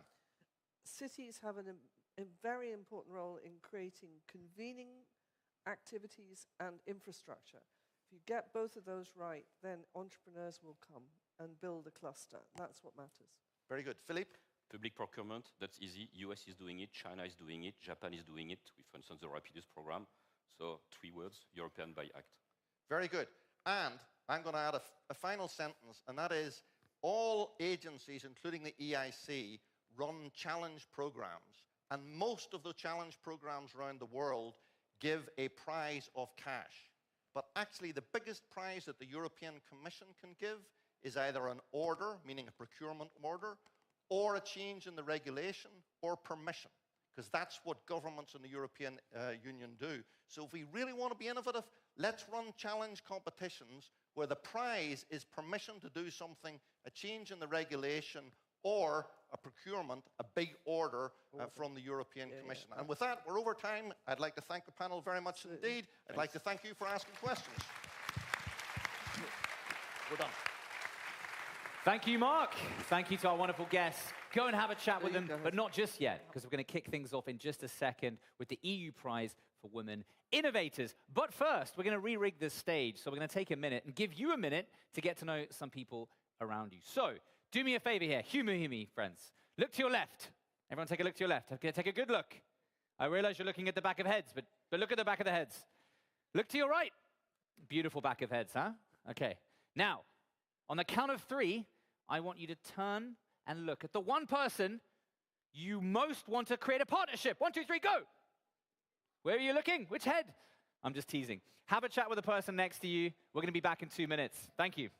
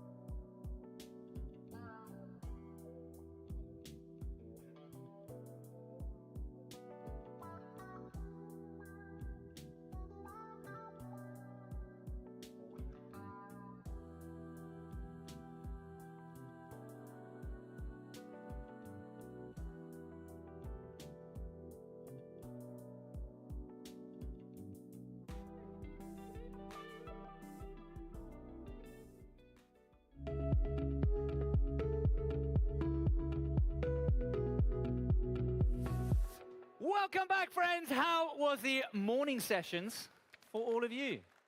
Fantastic. We're going to kick things off now with the second award ceremony of the event. First one today. We had one yesterday. Who was here for the one yesterday? Give us a wave. Do you remember what happened?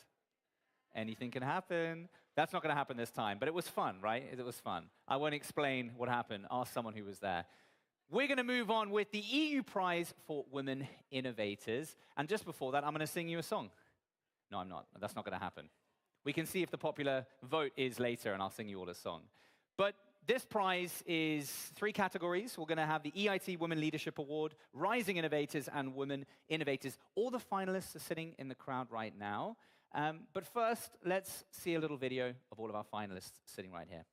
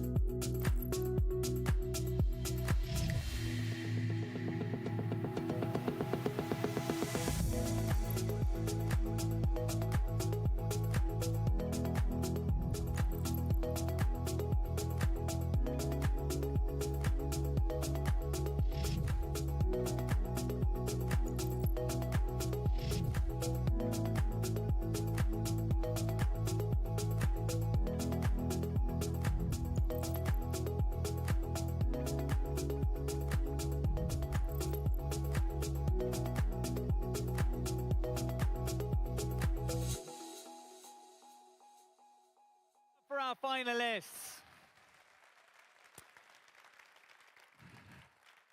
Now, I'm not going to give these awards out. We have someone so much better than that to do that. So you heard from her this morning. So let's get her back on stage. Ekaterina Zaharieva, our commissioner. The lectern is yours. Hello again. I'm really glad to present this award.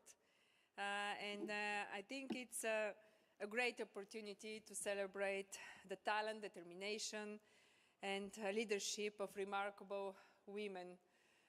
Why now in the room almost only women? I want to see more men in these events as well. Where are the men? There are some. You know, when I presented my priorities in the confirmation hearing, I made it one of my 5 priorities for the 5 years mandate. I have myself had career in sectors where women, so to say, were a minority, so I know your struggles very well, so to say. And if Europe wants to stay competitive, we need an inclusive research innovation landscape. We need all the talent. 2 months ago, maybe most of you read it, we published the Scheffer figures report on the state of gender equality in R&I. And I must be honest, the results are disappointing, really disappointing. Only 34% of researchers are women, just 9% of inventors are women. What is most striking to me is that these figures didn't change since decades, most of the figures. Just 1 out of 10 deep tech companies have a woman in a senior board position. And while these figures increase to 3 out of 10 in the EIC portfolio, it's still not enough, definitely. Our gender diversity index shows that women-led startups take half a year longer to sign their first term sheet. And over the past decade, just 4 out of 26 EU unicorns were women-led. We need to do more, definitely. Not because we want to be nice to women. It's good to be nice to women, actually. But because it is also bad business. study shows that closing the gender gap in STEM could boost our GDP per capita by up to 3% by 2050. And this is 800 billion euro extra only from STEM. And if investors trusted women-led firms like men-led ones, this could unlock almost 200 additional billion euros of investment. At a crucial moment like this for Europe, and Europe risks to lose its competitiveness edge, we simply cannot afford to overlook the competence, creativity, and drive of half of European population. We cannot afford this. It weakens our ability to deliver solutions to the challenges our citizens and our communities face. This issue is not a lack. The issue is not a lack of talent. The talented women here are clear evidence on that. And this year we have combined the networks and the expertise of the EIC with our European Institute of Technology and Innovation, the EIT. Competition has been intense and the work of the jury very hard. We have extraordinary finalists who are not only transforming industries, they are tackling global challenges from the medical treatment to greener mobility. Today we celebrate more than just the winners. We celebrate the resilience and dedication to you all. So I'm sure that your example will inspire also many other women. But I know that everybody in the audience is on the edge of their seats to know the names of our winners. So without further ado, let's review the prize winners. Thank you, Commissioner. Who is now?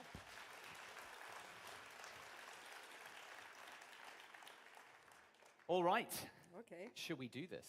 Let's do this. Can we get a little drum roll? No, we'll save it for the finalists getting there. We'll get the excitement going. So we have 3 categories, do we not? So come and join me over here, actually, Commissioner. I think you can take this mic. Feel free to sing if you like. No, we'll save that for later. Get the audience to vote for that one. So the first category, as I mentioned earlier, is the EIT Women Leadership Award. Let's get the finalists on stage. Let's get those finalists on stage. Where are they? Oh, you over there. Thank you. Come join us. Come join us. So this is awarded to exceptional women leaders from the EIT community. The winner will get 50,000 euros, 30,000 to the second place runner-up, and third place will be 20,000 euros. I have the envelope, Commissioner. Okay. Can I pass this to you? I'm nervous as Awesome. well. Let's put this a little bit closer to you. The 3 of them are really, really great. Fantastic. Make sure. Let's come a little tiny bit closer there. Will be the first. This is the winner. Okay. So should we get a little drum roll? Can we get a little drum roll for the winner of the EIT Women Leadership Award is? And this is Deborah. Oh, very long well name, done Deborah. To you, Deborah. Okay, Campos. Maybe I'm going to say just the last one. Who is Deborah? You? The second is Olesia, and the third is Elizabeth. Congratulations to all of you. Big round of applause for the EIT Women Leadership Award. Here are your prizes. Commissioner, you can hand out the first place prize to our first place winner, Deborah. Congratulations. And let's get a photo, all of you. Maybe you can come closer together. A little bit closer together there. Fantastic. Give a round of applause for our winners here.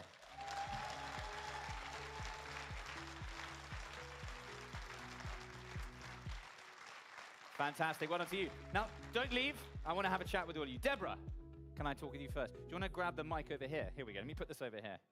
You can also sing if you like. Maybe it's the moment for it. Come a little bit closer if you don't mind. So, Deborah, you have invented a new eco-friendly process to transform industrial fruit waste into functional food ingredients. Is that you? It's me. Good. We got the right person. Cool. How will the prize and recognition help you and your company to grow? Yes, so this award is a recognition of the value of what we are doing in Portugal, and actually also validate us with investors, potential investors for the future, which, as commissioners say, it's quite difficult sometimes. And this will make the difference for us and this year, because we have a pilot facility already working, producing clean label ingredients for everyone. So this will enable us to fast track our activities throughout this year. Fantastic. Congratulations once again. Thank you so much. Well, let's, should we have a chat as well? Yes, please. Second place. You can also sing. No, I'll stop saying that now. See if we get After someone. you. Maybe I'll finish it. After me. Well said. All right. So your innovation can have an impact on the health sector. Can the EU Prize for Women Innovators help to scale up the impact and support a wider adoption of your nanotechnology-based wound care products in the European healthcare system? Yes, absolutely. We are healing very difficult wounds with our patch that was developed by us. And currently we are working only in clinical settings, asking for permission for every patient, but with a price and with hard work, we are going to reach many patients after getting the regulatory approval. So after that, we hope to heal many wounds and save lives by that. I hope you succeed too. One more time, round of applause. Second place in this award. Thank you. And of course, Elizabeth, finally, winning third place in this incredible award show with all these great people here, increasing the visibility of what you're doing. Maybe come closer a tiny bit there. How do you see the recognition helping you to further develop the medical variability in endoscopy technology and expand its impact into healthcare as well? Yeah, so this is... Maybe come a tiny bit closer. You have to be almost kissing it. Okay. There you go. No, it's a great opportunity to demonstrate the work that we've been doing at Timpani. It's always a team effort. So it's great recognition both for me but also for the work that the team itself has done, and hopefully we'll build visibility in our fundraising efforts. Thank you. Well done. One more round of applause to our EIT women. Here we go. Let's move this over here. Commissioner, this is there for you now as well. Should we move on to the next category, Commissioner? Should we? Should we? Yeah. Let the audience I think decide we that should. one too. All right, so the next category is Rising Innovators. So let's get our finalists on stage for Rising Innovators. This is for promising young women innovators under the age of 35, and the winner will receive 50,000, second place 30, and 20 to third place. Hello, ladies, welcome. Let me grab this envelope here. Commissioner, I have the envelope. You can let us know. So, Rising Innovators. The winner is Camille Bouguet. Camille, congratulations, well done. Second, Claudine Adams and Eloise Mala. Sorry, Mala. Yeah. Eloise, congratulations. Ladies. Congratulations. Let's get those awards on stage. Congratulations one more time to our first place, second place, and third place winner of the Rising Innovator category for promising young women innovators under 35 years old. Thank you. Let's get a photo. Let's get you all together. We're coming in a little bit up front there. Thank you.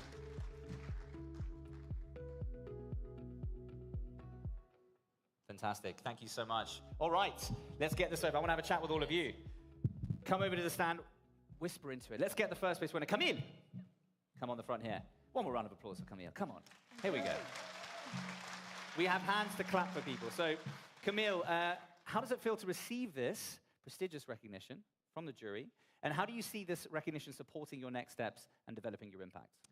Yeah, thank you very much for the prize. It's a very good recognition of all the work we are doing at Scientalab. Not only me, but the whole team that's behind as well. So I'm very proud for themselves as well. Right now at Scientalab, we have a lot of challenges in front of us, both in terms of product development, commercial impact, and fundraising.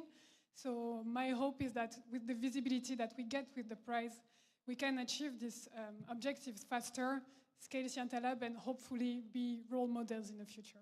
Fantastic. Well done to you. We can't be what we can't see. One more time, Camille. Let's hear from you. Nadine. Claudine, probably. Claudine, come up here. Here we go. Fantastic. So I've got to ask you, that was actually a kind of perfect parallel to the next question. What is your message to other women and girls who are starting to develop innovative businesses? Oh, really great question. So I think my fundamental piece of advice is just get started. You don't need any permission to solve a problem that you care deeply about solving. So I'd encourage any young woman, or any woman, frankly, to start innovating, start testing the solutions that you think will solve those challenges, and apply to the EIC Prize to support you. There you go. One more time. Thank you, Claudine. And of course, Eloise, last but not least. How does it feel realizing that the jury this year really believed in your innovation and the product you're building? I think that the jury recognized the impact of our project at two dimensions. The health impact that we want to bring with the unlocking the access to new treatments in cannabis thanks to plant biotechnology for curing rare and critical diseases. And also the environmental impact with developing new bioprocess that will produce sustainably new compounds for health and critical diseases too. So, fantastic. Yeah. Congratulations once again. And one more time for our 3 finalists and winners. Thank you. You can join us in the crowd one more time. We have one more round, Commissioner, of prizes to give out. So the next category is Women Innovators. Do you want to join us on stage, Women Innovators? Open to women founders and co-founders across the EU and associated countries. The winner will receive 100,000 euros, and the 2 runners-up will receive 70 and 50,000 respectively. Let me get the very much golden plated envelope with the kind of money we're talking about. Feel free to, you can scooch up a little bit in the front here if you like. This is your moment. Okay. And Women Innovators, the winner is Agnes Arbat. Congratulations, Agnes. 100,000 euros to you. Well done.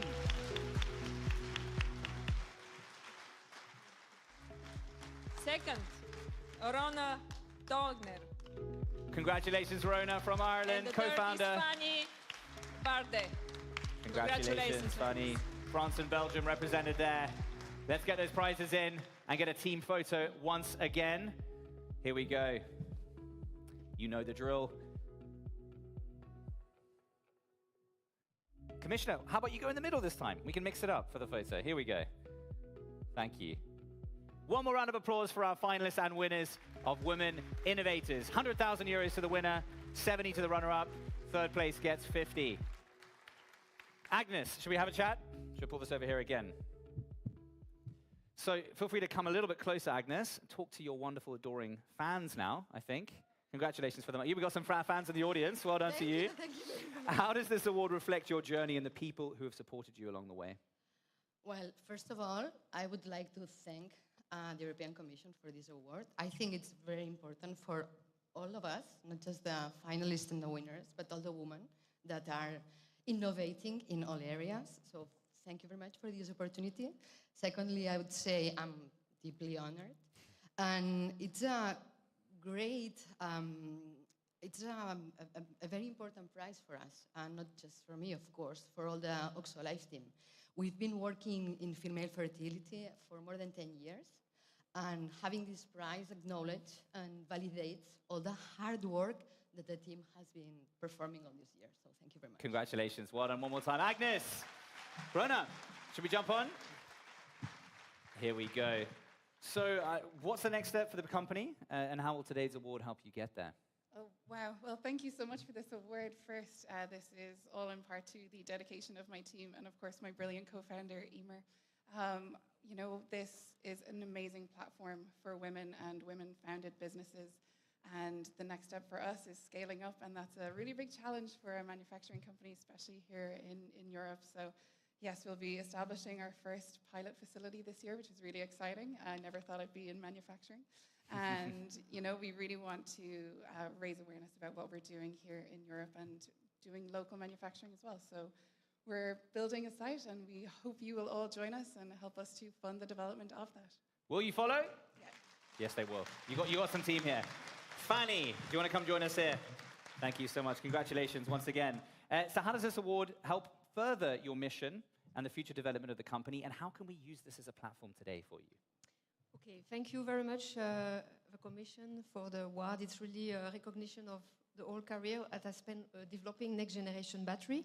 So at Solitor, indeed, we are developing next generation solid electrolyte, which are solid, which will be integrated into solid state battery. And the main advantage is that this battery will be safer and lighter at the same time. So the impact will be huge, because really it will change transportation. We can all transport be enabling sustainable transport. For the company, this prize means a lot, and so for the team, I want to thank the team for all the great job they do every day. it means a lot for the company because now we are indeed a stage of scale-up, our process to upscale the solid electrolyte and make demonstrator prototype batteries to send to our new customers. So that's really right on time. Thank you. Fantastic. Congratulations, Fanny. One more round of applause. Stay here. I want to invite the other finalists back on stage. We're going to get a group photo, and I think the Commissioner may have some final words as well. So, Commissioner, maybe... Just really final words. As they're jumping up, come and join us on stage. Here we go, ladies, I'm really impressed of what you have achieved. It's what Carlos was talking about in the morning. Those are the stories that we have to tell to our people. Being a woman, in a sense, it's to be an innovator, how to free space for ourselves, how to navigate in the societies that are not always necessarily designed by us, even the micros, sorry to say, but for women without internal pockets and the belt, it's the micros that you have. Think are not very convenient, but this is just one funny example. So you are really remarkable women, and I really hope that your example, other women will start. And I really like what you said, that don't wait for the right moment. I mean, it can never, just don't afraid to try. And I think it's very important, don't afraid to fail, because some of initiatives we can fail, but it's a lesson learned. It's something positive. Europe, we have to start a bit changing our perspective about the failure. We are so afraid of failure, and we shouldn't.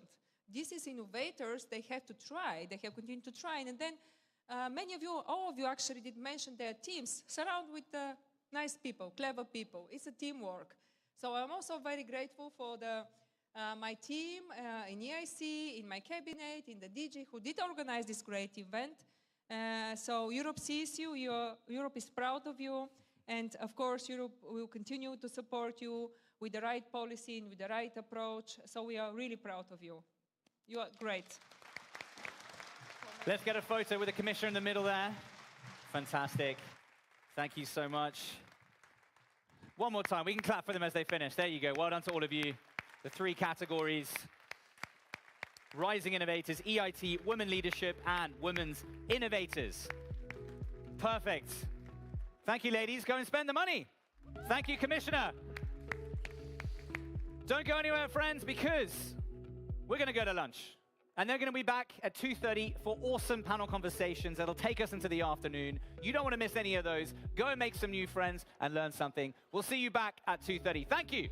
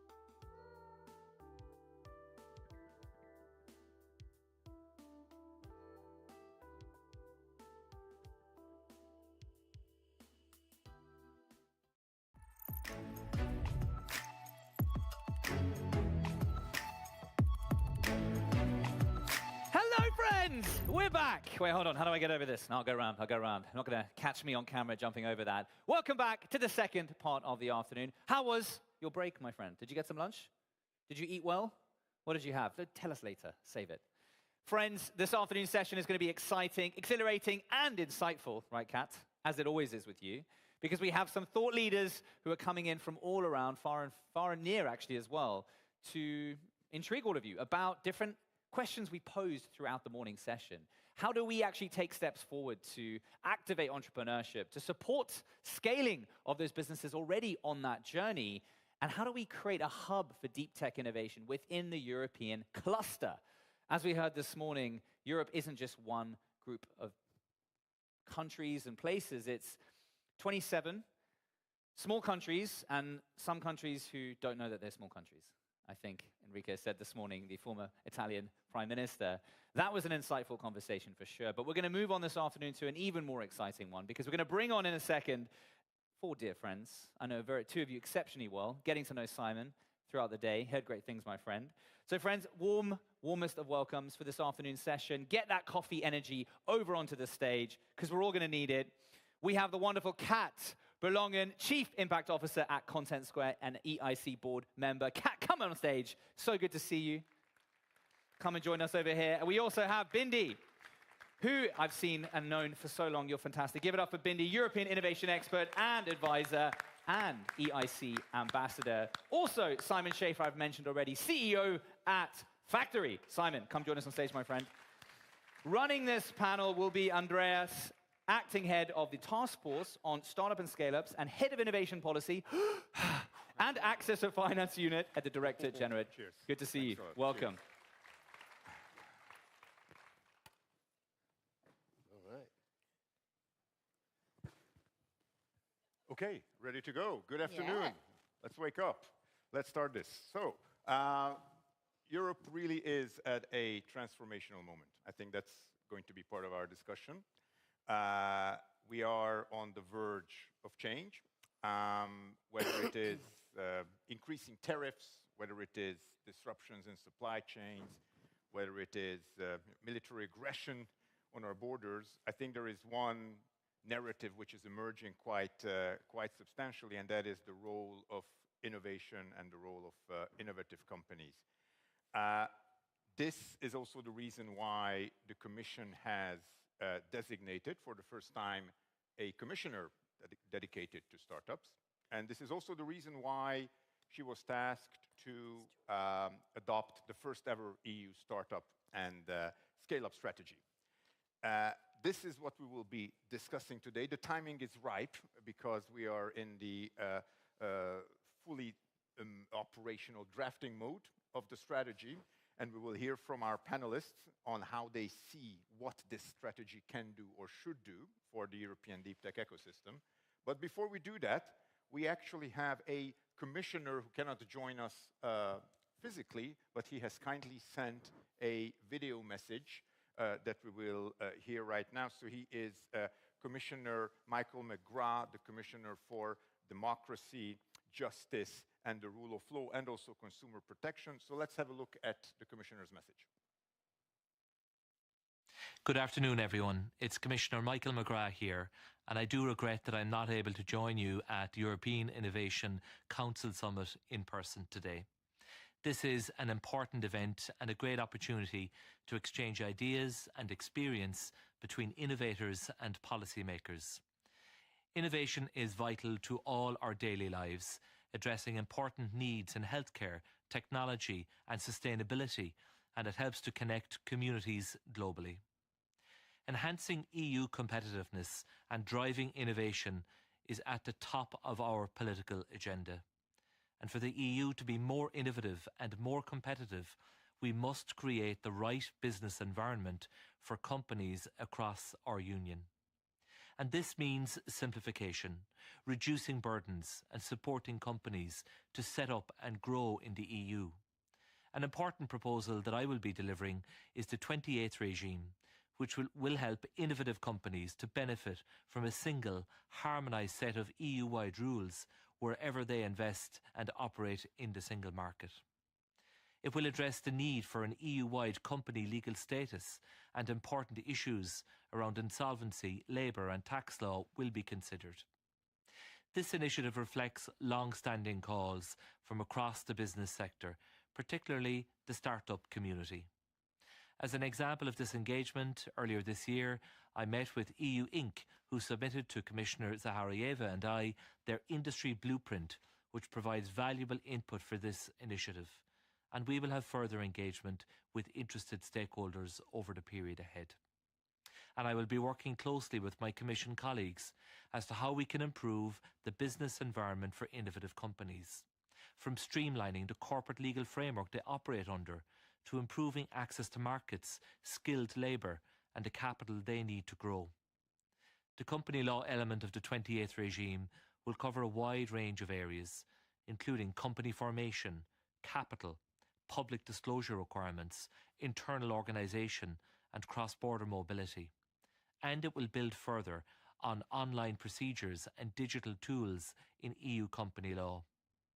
The High-Level Forum on Justice for Growth, which I have launched, will facilitate a strategic political discussion among Member States, the European Parliament and stakeholders on how EU civil law, company law and the digitalisation of justice can contribute to competitiveness and growth.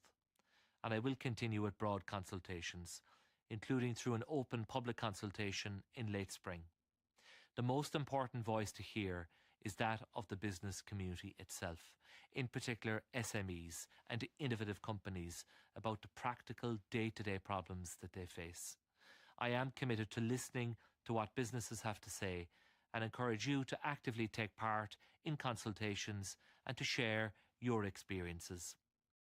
Innovators help create a better future for us all. I commend you for your work to improve well-being, and I wish you fruitful discussions during this panel and the rest of the event, and I do hope that I can catch up with you in person soon. Thank you very much.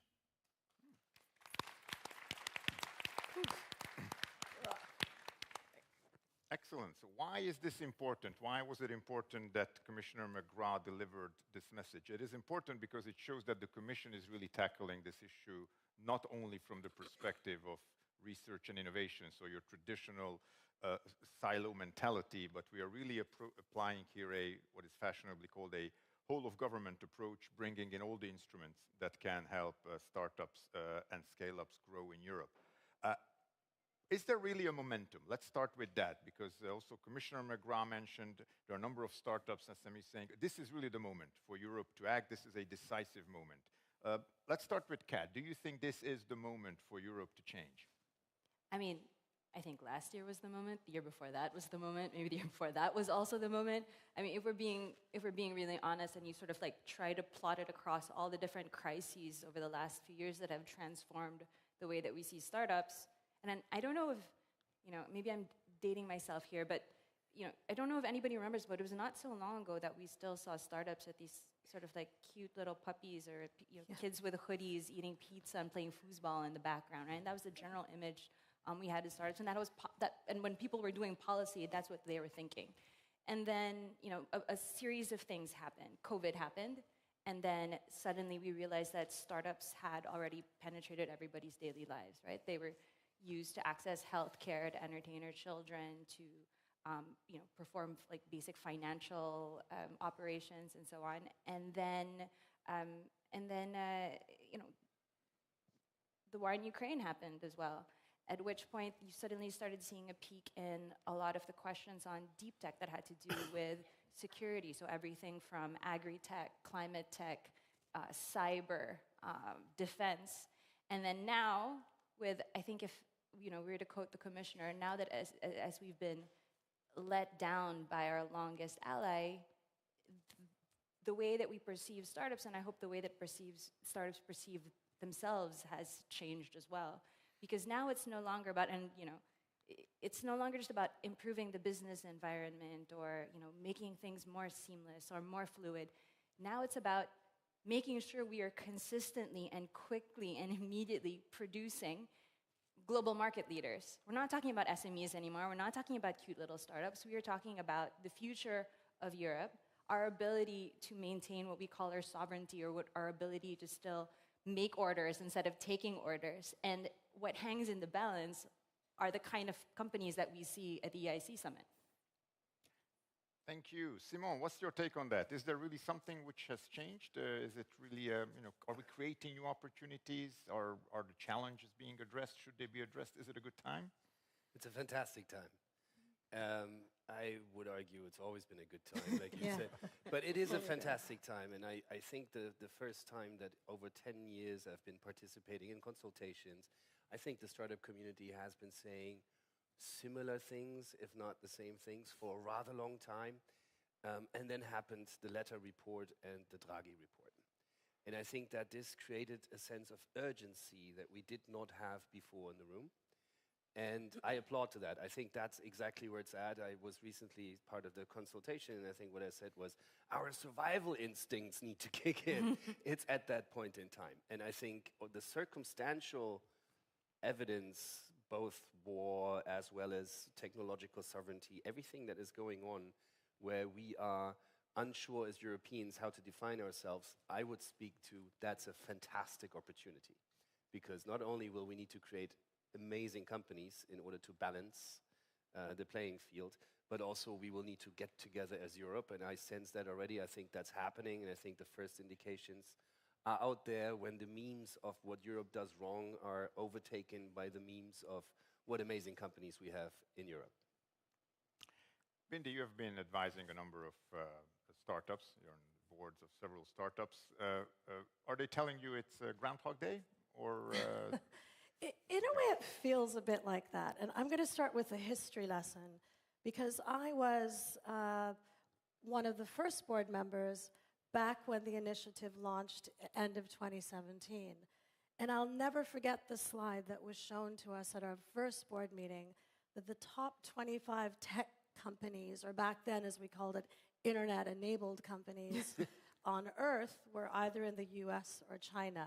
And where was Europe and UK? I will add that in, because being from there. Where were we on this game? And let's take inspiration from other government programs and see what we can do to enable it. So the time actually was back then. But then I fast forward to now, to 2025, and a lot of the work I've done in my career is I've worked in corporate, I've worked in a startup, I've spent time here with the EIC for many years and Startup Europe, and I've worked as an investor in a fund that's London, but investing across Europe. And back then, they weren't necessarily communicating with each other. And what I'm seeing, just even in the last 2 days here, is sitting in a policy session with Kat yesterday, and we were talking about, well, what do corporates need to ensure that they can procure more easily from startups, and how can EU and the EIC be helpful with that, and then how do we crowd the investors in and enable them to work with founders who haven't hit product market fit, but they're going to get there. And all of a sudden, I'm seeing the collaboration amongst the four in the ecosystem. And that wasn't necessarily the case back in 2017, early 2018. So yeah, the time is now. We're all learning from each other, but the time was also back then. So from past to present, and let's carry the momentum forward, I say. Very good. Let's start to focus on some of the issues which are there as frequently mentioned by the startup and the scale-up community as still holding Europe back. One of the things, Commissioner McGrath alluded to that as well, are the existing regulatory complexities, the bureaucratic hurdles that are still out there, especially if companies want to scale across borders. So I want to test it with Simon first, because you have been also initiating the EU Inc. petition. The audience may have spotted that, even if you haven't mentioned, because you're branding it quite actively. So from your perspective, is there really a tension between the regulation and the landscape for startups and scale-ups? What needs to be done? What would you advise regulators to change to allow startups to grow? Well, a big topic. We just spoke about the vibe shift and whether that's happening, and I think a lot to do with it is marketing and branding. So hence I'm wearing the hat. I need to take a page out of the American playbook here. No, what needs to change? I think we looked at the EU Inc. initiative from a very simple perspective. If you are a startup, let's say from Slovakia, it doesn't matter, any country that is not in the ranking of the top 5, and you want to get an investor in your seed round, 250K, from Berlin, from London, from Paris, from wherever. That investor has a fiduciary duty to those that gave him the money to understand every aspect of the corporate law of the company, of the country he's investing in. Yeah. Now, of course, he needs to call a lawyer to do that, and that lawyer will charge him anywhere between 10 and 50,000 euros for a proper legal opinion of what that investment entails as risk. In many cases, if it's just one in one country, this is just economically not feasible. So we set sail and said, so why don't we create a corporate law that is universal across Europe, and it touches only a minimum viable product of what you need as a startup to start a company. So you have a cap table, you have shareholders, you have your investors that you can easily transact shares with, and you have your governance, which is board meetings, shareholders agreement, and investment minutes. Super straightforward, rather simple, all online-based, API first. Super important, API first. Why? Because that is the potential to actually drive an ecosystem around that, as we have learned from Estonia with the e-residency, to be likely to be created. Service providers, certain aspects that's not in the MVP that the private sector will solve, etc., etc. And then we launched a petition with this. Surprisingly, inside a few days, we had 6,000 to 7,000 people signing this petition, because the message is so simple. Why don't we have a simplified, online-based European corporate law? And we realized that, challenging a commission is a complicated policy beast. There's a lot of people in there. It's a big thing to do. Why not even provide a how-to? Why don't we go as far as designing the thing? And we called up some of the law offices that work across Europe, such as Auric and Bird, and asked them to design it with us. And we put out this 50-page document that is crowdsourced. It's online. We asked our community, again, for feedback. And I think that is a blueprint on how this could work. And now, what do we expect from that? What I personally expect from that, the first of all and most important fact around all this, all of our corporate law in the world is from before the internet. Yeah. Exclamation mark. Like, how is our legal system and framework regulating innovation? Just the fact that 9 out of 10 startups fail in solvency law has never been touched, has never been discussed. So it makes so much sense to do this. But what's the vision? I think the vision could be that instead of what we have now, go to the US to scale, because it's so much easier, go to Europe to found your company. And wouldn't that be an unfair advantage? 100%. Could that be the sort of European Delaware, which would also attract companies from other countries to actually come and scale in Europe? If it's the best product for our customer, which is the startups, why wouldn't it? Excellent. Kat, you had your fair share of experience with facing regulatory burdens, also as the director of La French Tech, where you have been looking at also all the obstacles that exist ahead of the French startup and scale-up community. So what was your experience with tackling regulation and bureaucratic burdens, and how successful were you? I love how you're asking me that question. Since you're French, clearly you must know about regulatory burdens. Let's put it this way. I think that when you are tackling regulatory aspects, so just to clarify, 28th regime first, sector-based regulatory stuff second. But when you're tackling regulatory-based issues regarding startups, I mean, it's true there are a lot of things that you can fix that are broken, right? And I think that's how you framed it in the work that you've done on looking for calls to evidence. We're looking at everything that's broken. But for me, regulations that are not adapted to startups are a symptom and not the cause. And so what you really need to go for is to fundamentally change the way that regulation is done so that startups are actually part of the very early design process. So instead of designing regulation that is, let's be honest, like most of our regulation in Europe is defensive. It's mostly about protecting the citizens, protecting Europe against like the big bad Americans, the big bad Chinese, right? But sometimes when we do that, we crush some of our companies along the way. So it's really a shift in mindset on, instead of being less worse, or instead of not crushing our own companies, how do we become a growth partner for them? How do we involve them very early on, and some of our champions very early on? So say some of the norms or some of the regulations that we're building on are based on the realities of some of our own champions.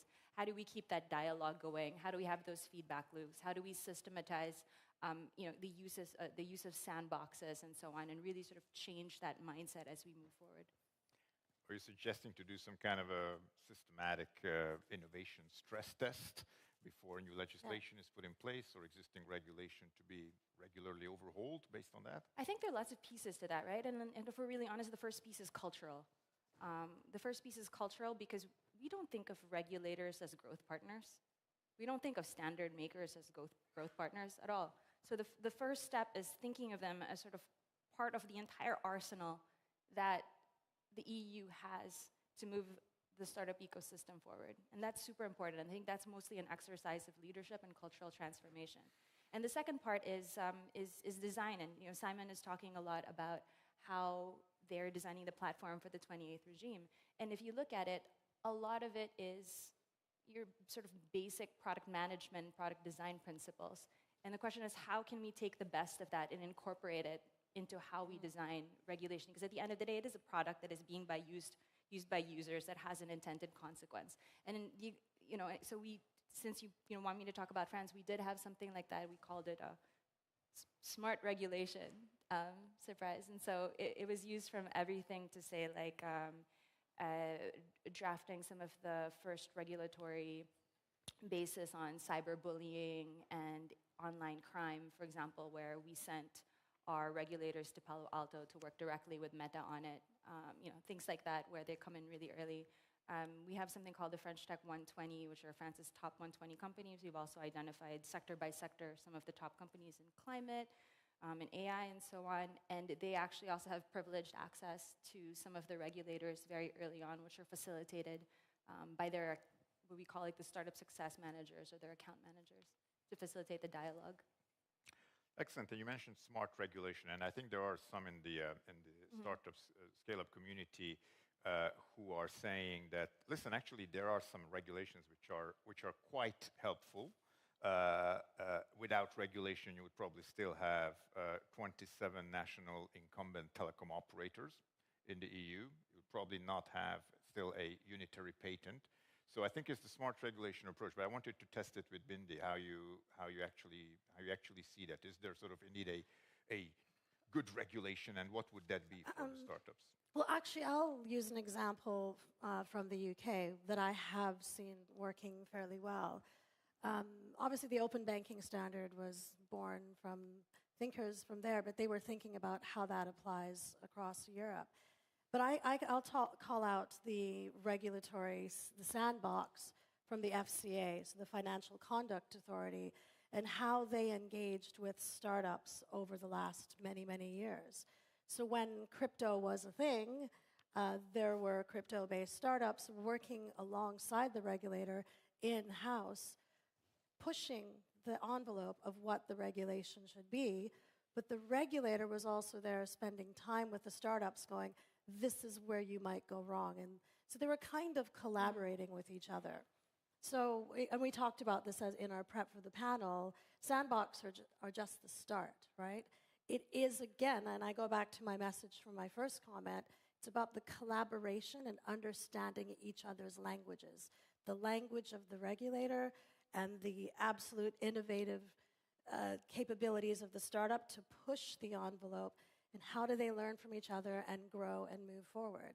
And from that, you're seeing the birth of the Revoluts, the N26s, the Monzos, the Wises of the world, from the innovators who are coming in and working alongside the regulator. So please, let's have more of that. And I think there's lessons to be learned from those more forward-thinking ones. And there's certainly a lot of that happening stateside as well. So food for thought for everyone in the room.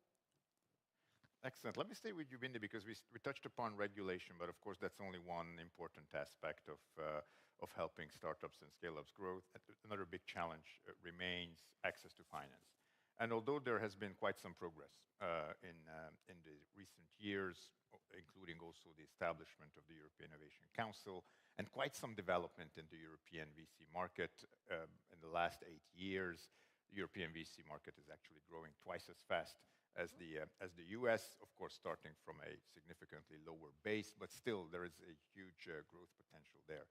So I wanted to see also with your investor venture partner hat on where you see the remaining obstacles for access to finance. Well, I don't know if it's about access to finance. I'm going to go back to this collaboration thing. And again, we were having a really lovely discussion as we were preparing. And there's actually a lot of money out there. There's a lot, as we call it, a lot of dry powder. And VCs, because of the relationship they have with their LPs and other folks who are putting money into their fund, they have an obligation to return the money. And by our very nature in UK and Europe, we're a lot more conservative in our approach to investing. I think that's changing, but we are more risk averse. And I think the commentary, like, we need to get to a product market fit. I need evidence and traction before I can put money into you. And that's where this EIC funding, I think, plugs the gap really nicely. You're giving that founder more runway to prove the product. You're giving them the support to learn how to commercialize it, do the right sales and marketing messages, open doors to corporates to get that first pilot and then, therefore, first paying customer. So it's sort of plugging that gap, I think that's the point. And then the other thing I'll talk about is the relationship between venture capital and their LPs. And there's a pressure on limited partners on the VCs to return the money. So then the question is, those LPs, they're used to that kind of risk profile, right? It's 10, 15, 20-year payback. But when you start to get the pension funds in, and we talked about France and UK is now starting to do similar stuff, and I'm not sure Germany's doing it yet. But then the pension funds are inherently even more risk averse. So it's about what do we do to address that whole value chain, from the pension funds to the LPs, to the fund of funds, to the funds, to the founders, and sort of addressing that. And then the EIC kind of helps plug that gap. And I don't think we're communicating across that quite yet and collaborating and learning from each other quite yet. We're getting there, but we have a way to go. You wanted to react to that, Kat? I saw you wanted to come in. Yeah, I mean, access to finances, it's framed, I don't know if that was intentional, right? But it's framed in a way that sounds like everyone should have finance. And it's a problem that we're not using taxpayer money to spread it all across the region, And I think the word that you said, Bindi, that resonates the most is gap. I think that if I were to, two things are gaps. So when we talk about Europe right now, I think there are two major gaps and another one that's emerging. The first one, as we all know, is early stage deep tech, usually pre-commercialization, right when you need to find your first clients to really get the revenue moving. CapEx heavy as well, and a lot of the VCs that we have in Europe are not usually suited to CapEx heavy investments. They run a mile. Yeah. And the second, as we know, is growth stage. It's usually where a lot of the sort of foreign investors come in and so on. And then the third one, is also a lot of the widening countries, like countries with much earlier startup ecosystems that have not been as well exposed to the rest of the investment community. And again, even when, as Bindi talks about the role of the EIC and coming in to plug one or two of those gaps, that's still temporary. I mean, my biggest dream is the EIC disappear because we don't need it anymore. What we need to do, as Bindi's right, is to make sure that the entire flywheel is being fixed. Now, the reason why there isn't a lot of funding that's coming in isn't because our startups are not as great as the ones in the US or as the ones in China. It's because from a liquidity perspective, we're not doing so well. We have a lot of things. Very few. 100%. And that needs to be the priority as opposed to prolonging the temporary Band-Aid for a market that is not working quite the way it should.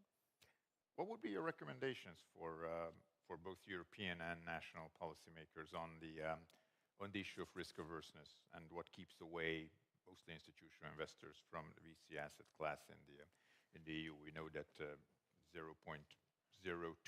of the assets are invested significantly lower than in the US. What would you recommend?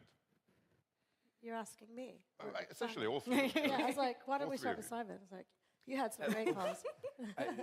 You were talking about the flywheel. I mean, this is such a large topic because ultimately it's a culture shift that needs to take place. And you know, I'm from Germany. There's a crime TV show called Tatort, and the bad guy is always the entrepreneur. But that's a culture shift problem. And I mean, look, today, this morning, you heard from Carlos Moedas about how he pushes the innovation agenda in Lisbon as a city, and his advisors are telling him this is not for political capital. Like, he's not gaining anything from that on the political arena. And I think the same is true for Emmanuel Macron. I mean, he's been pushing the entrepreneurship agenda broad and wide. And I think that's one of the key challenges we have, not just with venture capital, risk averseness, startups, how many companies are actually being founded and funded, but in general as Europe. I mean, this is one of the key things that holds us back, to market our successes, to take the entrepreneurs with us on road shows when there's trade associations going anywhere, to showcase, this is from my home country, he's so awesome, please listen to what he has to say. And when regulation is designed, to bring them to the table early, to contribute what they know about where their hurdles were and where they failed. And last but not least, this is really dear to my heart, from 10 startups, 9 fail. And these 9, we're not asking anything because they're usually already gone. So we're usually designing what we're doing for that 10% that actually makes it and is successful. And I would say we should focus dramatically on early stage to have as many companies founded and funded as possible, because startups in tech is a numbers game. The more startups there are, the more unicorns there will be. If 8 out of 10 companies fail and not 9 out of 10, we would already have double the unicorns. Yeah, and if I may add, I spent a lot of my career working for Silicon Valley or West Coast-based American firms and being the person launching and delivering across Europe. And the attitude to founders and entrepreneurship and just ability to execute is just so different there. And we could learn from that. So many times I hear, oh, well, you can't do that, you can't do that. The Americans go, well, what if you can? Let's give it a go, right? And then it happens. Who thought that you could disrupt a hotel industry or a taxi industry or a car industry in the way that some of the big companies on the West Coast have? And I think that's the first thing. I think the second thing is the attitude to failure. Going back to Simon's metrics, 9 out of 10 startups fail. I think we're better now, but there's still a bit of a shame associated with, oh, my company failed. Americans go, and by the way, I'm not American, just I was raised in the western part of Canada, but the Americans go, oh, you failed. What did you learn? Dust yourself off, get up again, and go for it again. And so the best entrepreneurs may have not worked out the first, second, or third time, but they just have that focus, and they're just going to keep going until they succeed and they execute. And I think across Europe, we can learn to better do that and have that attitude to risk and that attitude to failure that I learned from the companies I worked with. So we need to all learn that, all of us in the audience. We had an excellent idea last Friday. There was a hackathon, a startup policy hackathon organized by the European Startup Network and Allied for Startups. And it was really a first and I would say quite unique experience from the Commission side, because you rarely do hackathons as a part of your formal consultation process. It's not your ordinary public consultation process. But it was a great event because there were a number of startups coming with ideas for the strategy. And one of them was to create a bonus bankruptcy point system, which would actually allow you to get favorable treatment for your second loan or for your new financing, provided that you have gone bust already at least once. Probably need to be thoughtful about that. Some creative ideas. Creative ideas there. Okay. we discussed regulation, we discussed a bit of financing, but it's not only about those two. It's really about what you would call a successful innovation ecosystem with all the right networks, the services provided, the support systems, the connections. So I want to come back to Simone to see what you think about the emergence of various strong European innovation hubs. There are, I think, quite a few which are doing very well, and you have various rankings which show the benefits of their operation. What do you think should be done at a pan-European level if we are building successful innovation ecosystems? Very interesting question. So my business, which actually pays what I eat, is building clusters of entrepreneurs. So we're putting together buildings in which we try to bring the best of what the ecosystem has to offer together. And the interesting part is, and then we back off because we can let that community pretty much do what it's best at. And I personally strongly believe, and this is also why we went to Southern Europe instead of London or Paris with our second one. We started in Berlin and we did Lisbon, and we're likely to continue in Southern Europe because that's where it adds the most value. And I would argue that the internet is based on a very similar principle, TCP/IP. So whoever's not doesn't know how that protocol works, it's built in a way that if one node is no longer online, still the information is available to distribute. And wouldn't it be great if this was the superpower of Europe? We don't have a hegemonial approach where we have one center where everything is being done like Silicon Valley, but no.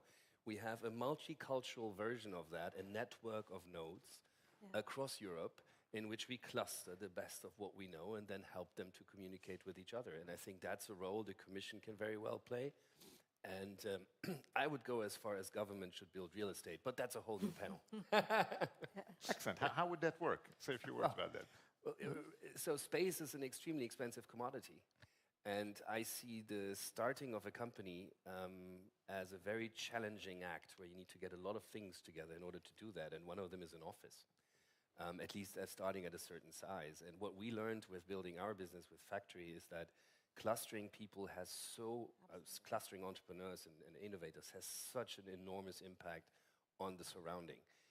We had visits from captains of the industry that were surprised at how tangible it is what entrepreneurs are doing.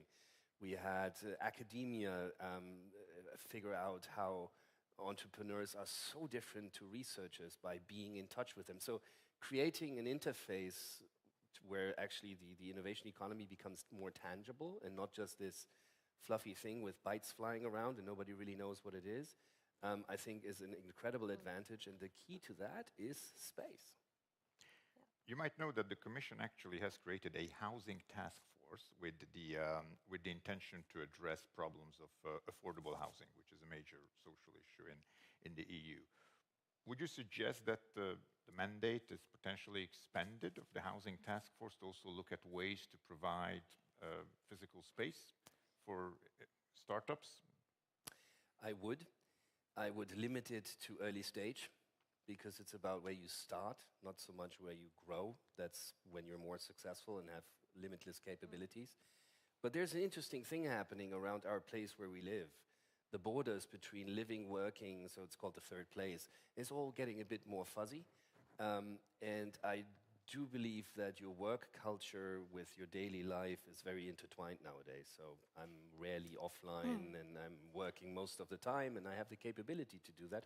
And I think that's really advantageous. And I think supporting that strategically from an infrastructural perspective, absolutely yes. Kat, you addressed probably also some of these questions during your time at La French Tech.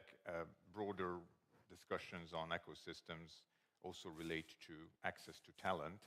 Where do you see the sort of major obstacles that the EU is facing in this particular area, the ecosystems? I mean, maybe depends on what we think an ecosystem is, right? And for me, an ecosystem is a place where the flywheel happens.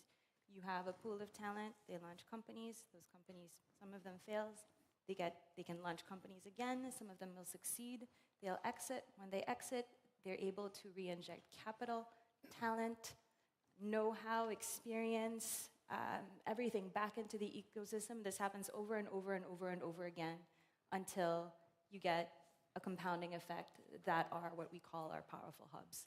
And if I were to summarize the approach that we had when I was leading the French Tech, it was essentially cheating. Because you could, wait and let that happen, wait for the first and the second and the third generation to come. Or as the state who does have this, sort of special magic wand, which is government intervention, be able to accelerate some of those things. So for me, or accelerate or stop barriers to some of those things. And if I were to pick only two, the first one is talent, by far. When we talk about talent, we tend to think only of students who are graduating from STEM backgrounds or so on. But if you look at the talent gap in Europe, a lot of it is related to companies that are scaling, finding battle-tested talent, usually your VPC levels that have gone from not just from 5 to 15, but from 50 to 500, from 500 to 1,000. So it's about making Europe really the best place in the world to come and work for a startup. We already know about the lifestyle component. Let's tell them a little bit about the startup component. And the second one, again, is, I talk about these things because of the French experience, which again is very interventionist. We created the most open tech visa in the world to enable these sort of things. So you have a lot of things that have been done by the French for that. But the models that I actually also find super interesting are the models more like, Estonia or Sweden, where they really, you didn't have that same level of intervention, but you did have community support that allowed those successful entrepreneurs to be able to give back to their communities more quickly and more efficiently. So again, at the end of the day, if I were to pick two things, it's talent and exits.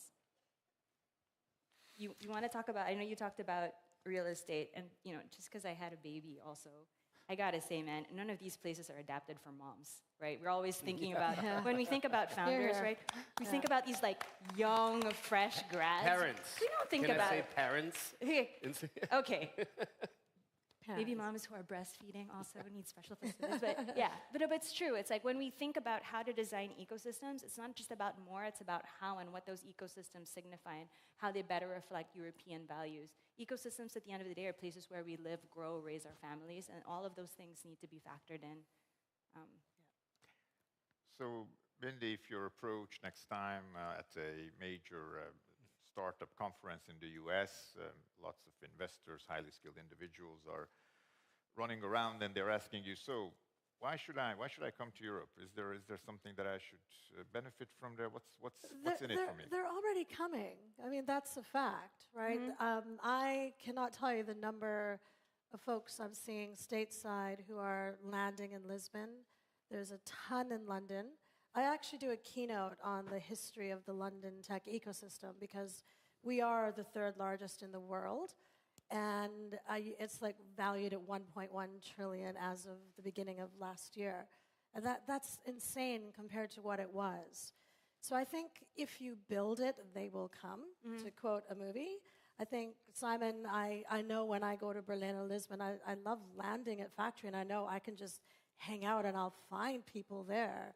I think some of the stuff they did in Portugal, the number of British founders I know that have upped sticks post the B word and have now relaunched and set up their businesses in Lisbon because the Portuguese made it very easy for these founders to reestablish themselves. They're working just as hard. They're loving the life. They're raising their families there. They're buying property. So I think building it, they will come. And then we still all got to look at the core components of a startup ecosystem. You've got to have the founders who are leading it. You need the investors. You need the government. You need the accelerators and the property. You need the people that support, the lawyers, the accountants, the tax advisors, the insolvency specialists. You need the ecosystem builders, right? And I would arguably say that the three of us are that. Despite the hats we wear, we're all ecosystem builders. And so many folks I've met in the audience are exactly that. My pack of fellow EIC ambassadors, that's what they all are. So we know each other and we learn from each other, and let's build it. So you need to build some more factories, Simon. So it seems. So that's my kind of commentary. Great. Thanks a lot. There have been a lot of excellent ideas that we will certainly have the opportunity to assess, and then we'll see how we can include them in the startup and scale-up strategy. But one thing which I think we'll have to be very clear about is that if we don't measure what the strategy is going to deliver, then it might not get done. So I just wanted to throw at you a very last and very short question on what would be the single indicator that you would look at if you wanted to say, the EU has developed this strategy and it delivered because?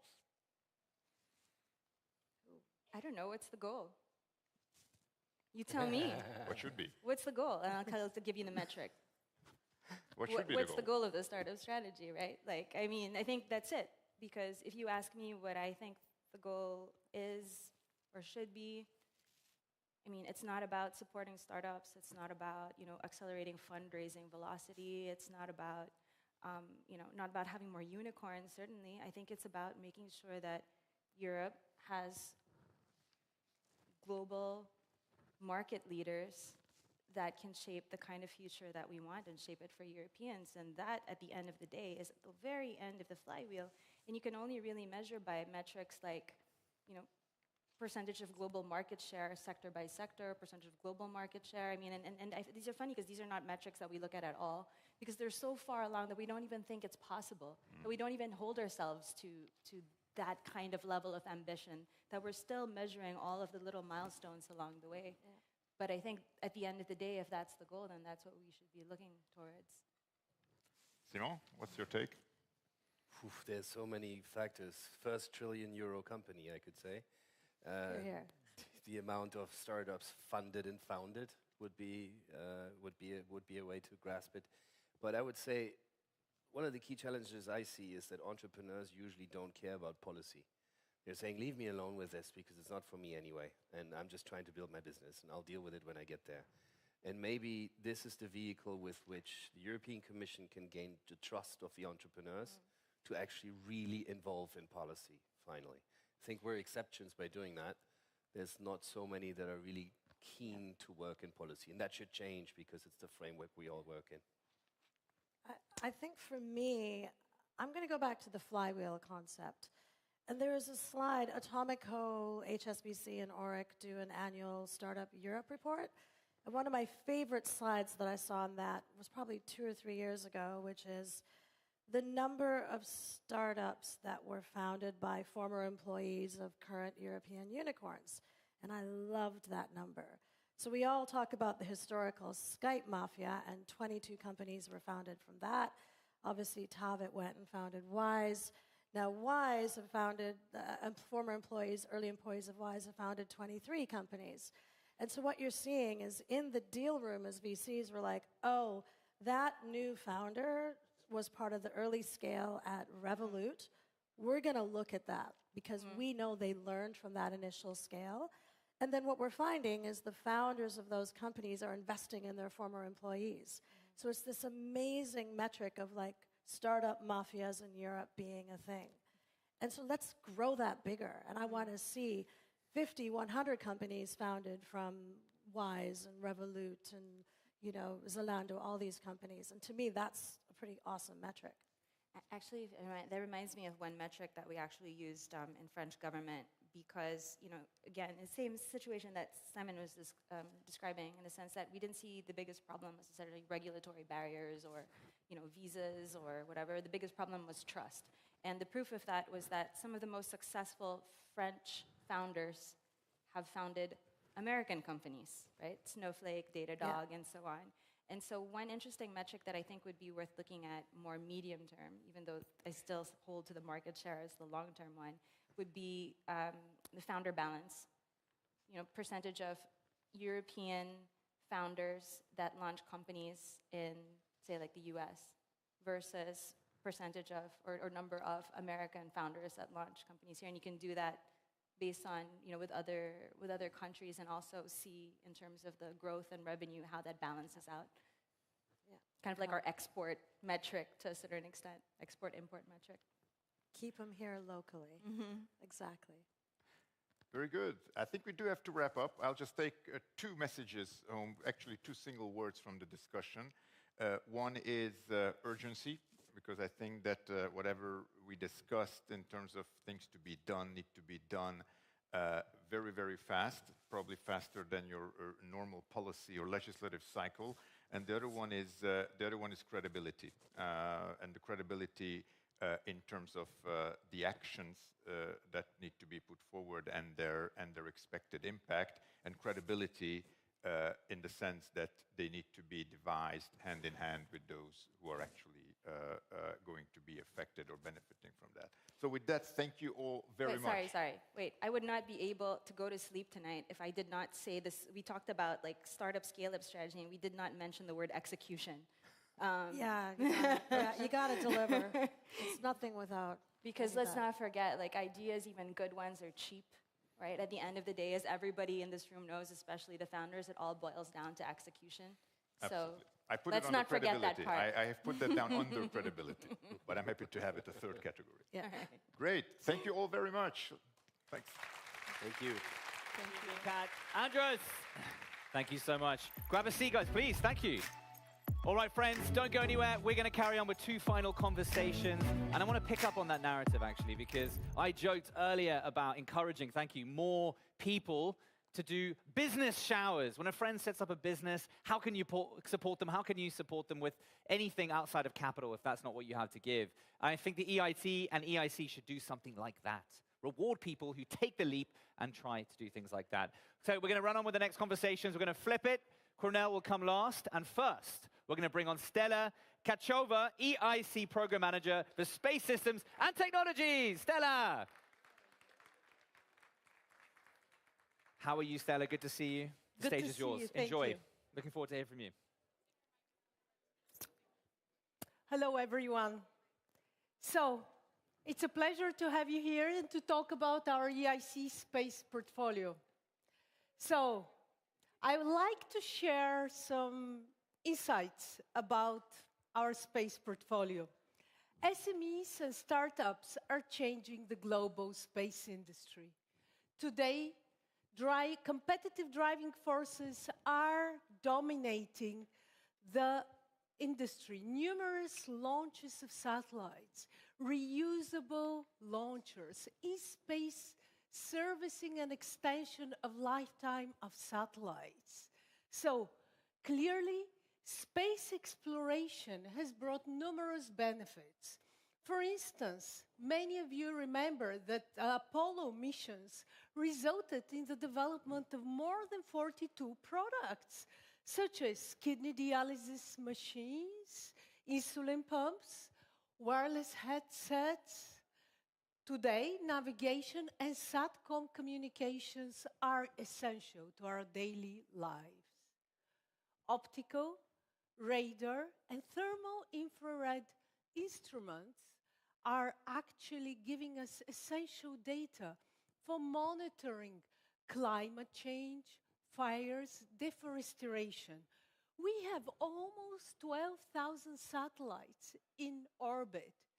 There are unprecedented opportunities for SMEs and startups to develop technologies for active debris removal, for in-orbit satellite servicing, for wireless power transmission of solar energy, and space propulsion systems.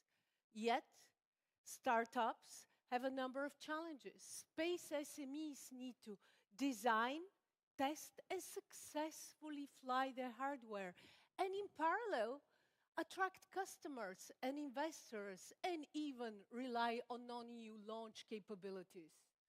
Today, it's very important, however, to look at the long-term future.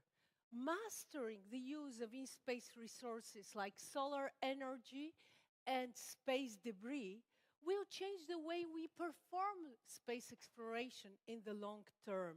Let's start with solar energy. Clearly, there is a need for clean and renewable power for satellites using energy through the collection, conversion, and transmission of solar energy in space. Using it for in-space propulsion, we can access renewable energy and achieve strategic autonomy in space. So here is the Repower-SIC project, which you can see. They're working on a high-power laser transmission. It's a Pathfinder project from our portfolio. By using solar energy for in-space propulsion, it could become much more autonomous. So here is another project. This is the Ice to Trust project, which is aiming to develop solar electric water propulsion using water for propellant, using hydrogen and cutting in on oxygen. Just imagine how the use of solar energy will change the future of space exploration. Powering lunar rovers on a lunar surface, using solar energy for in-situ resource utilization, or performing in-space mobility and orbital correction using this energy.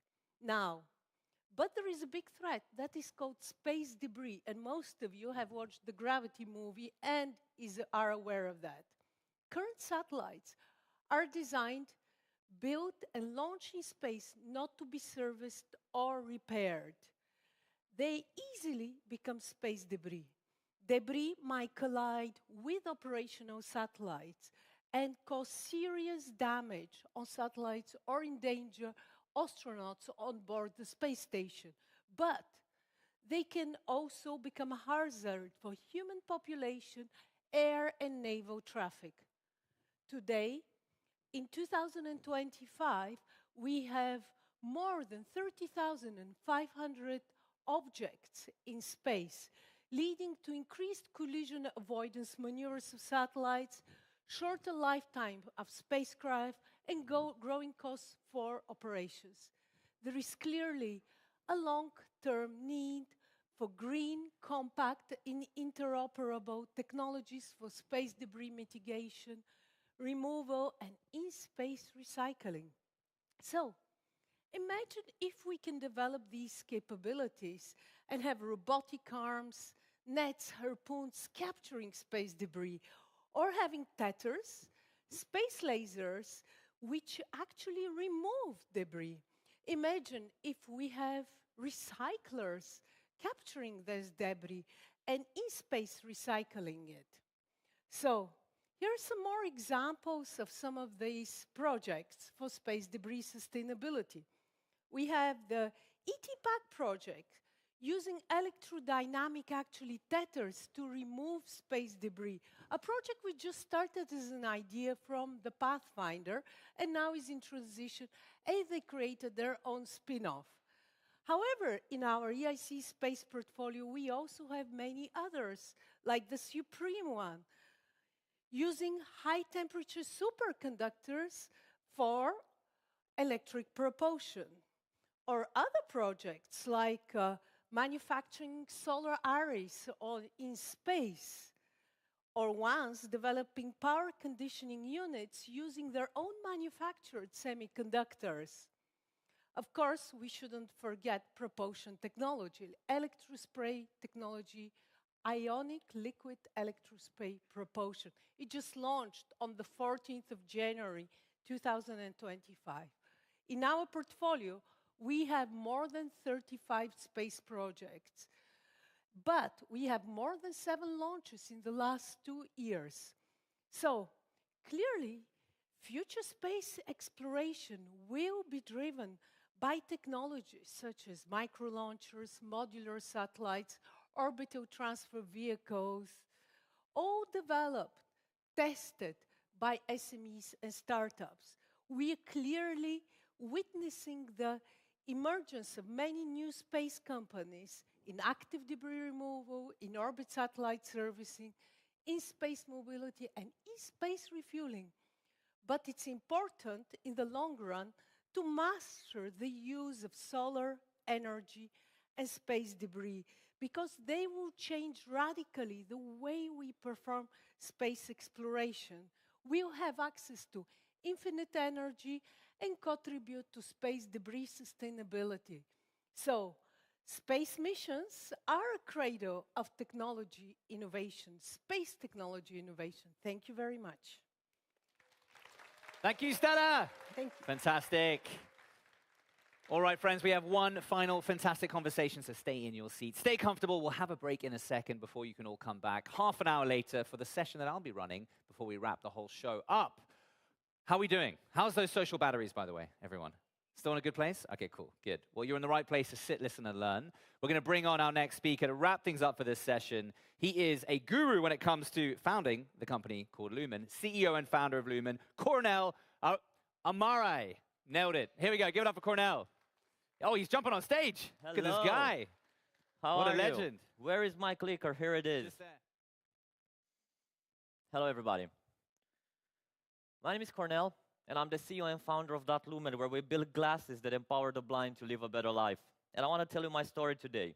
I was born in a family where everybody but me has a disability. Growing up in this family, it was hard. I know what hunger is, and I know what not having a house is. But growing in a family of people with disabilities, I understood how much technology can help and how little technology exists for people with disabilities. And after I had a great career in the automotive field, where I was head of innovation of one of the largest companies in the world, I started Lumen. And I started from a simple problem. 300 million people in the world are visually impaired. But if you check what solutions they use for their mobility, they use the same two solutions for thousands of years. They use the white cane, and they use the guide dog. And the guide dog, it's a great solution, but it is immensely expensive. Last year, we spent 500 million euros on training just 2,000 guide dogs. Let's put it a bit in context. A Bentley and a guide dog is the same price. So here's where we come in. We took self-driving technology, and we built a self-driving car, but not one that drives on the road. No, we built a self-driving car which you wear, and it guides you on the pedestrian side. We built that to replicate what the guide dog is doing so great, because there are so few guide dogs in the world. 28,000 guide dogs to over 300 million people who can benefit from one. And that's how we created the Lumen glasses.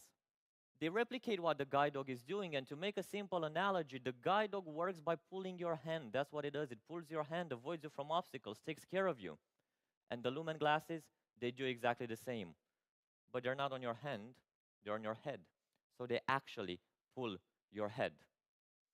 They understand the environment. They know how to keep you on a sidewalk. They know how to avoid you from obstacles. They know how to take you home or to take you to places of interest.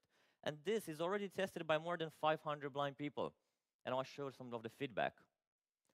I expected something like this to be possible, but not during our lifetime. This is the kind of feedback we get from the people who are testing our technology. Technology who is going to change their lives in just a couple of months when we enter on the market. Now, this was possible because of a great team. And this was possible because of great partners from all over the world. 1 year ago, I remember, 1 year ago, we are from Romania, an Eastern Europe company. We were invited to open probably the most important keynote of the world, NVIDIA GTC. And we have great partners in this road. And we achieved some amazing, amazing things, but by far is the new things which we did together with the visually impaired. For example, she is the first visually impaired person in the world who was able to go hiking on a completely unknown route without any kind of other human assistance or technological assistance, completely on her own. And that was possible because of technology. That was possible because of our technology. Now, I believe that my story of being born in a family of people with disabilities in Eastern Europe, Romania, and then starting a company which builds technology for the visually impaired, which builds technology for people with disabilities, was only possible in Europe. And I believe that when I had the chance to cross the Atlantic and to stay there, I did the right choice by staying here. And I know, as the first Romanian company to be accelerated by the EIC, I know that innovation is in Europe. And I know that Europe, with the help of the EIC, is innovation. Thank you. Cornel. Thank you for the work you guys do. Appreciate it. You know, the coolest thing is everyone I've been speaking to in and around this event so far has been just bragging about, have you tried the headset on? You got to go try it on. So you can go try it on. They have a stand over there. Give them a round of applause. We'll be back in 20 minutes. Thank you.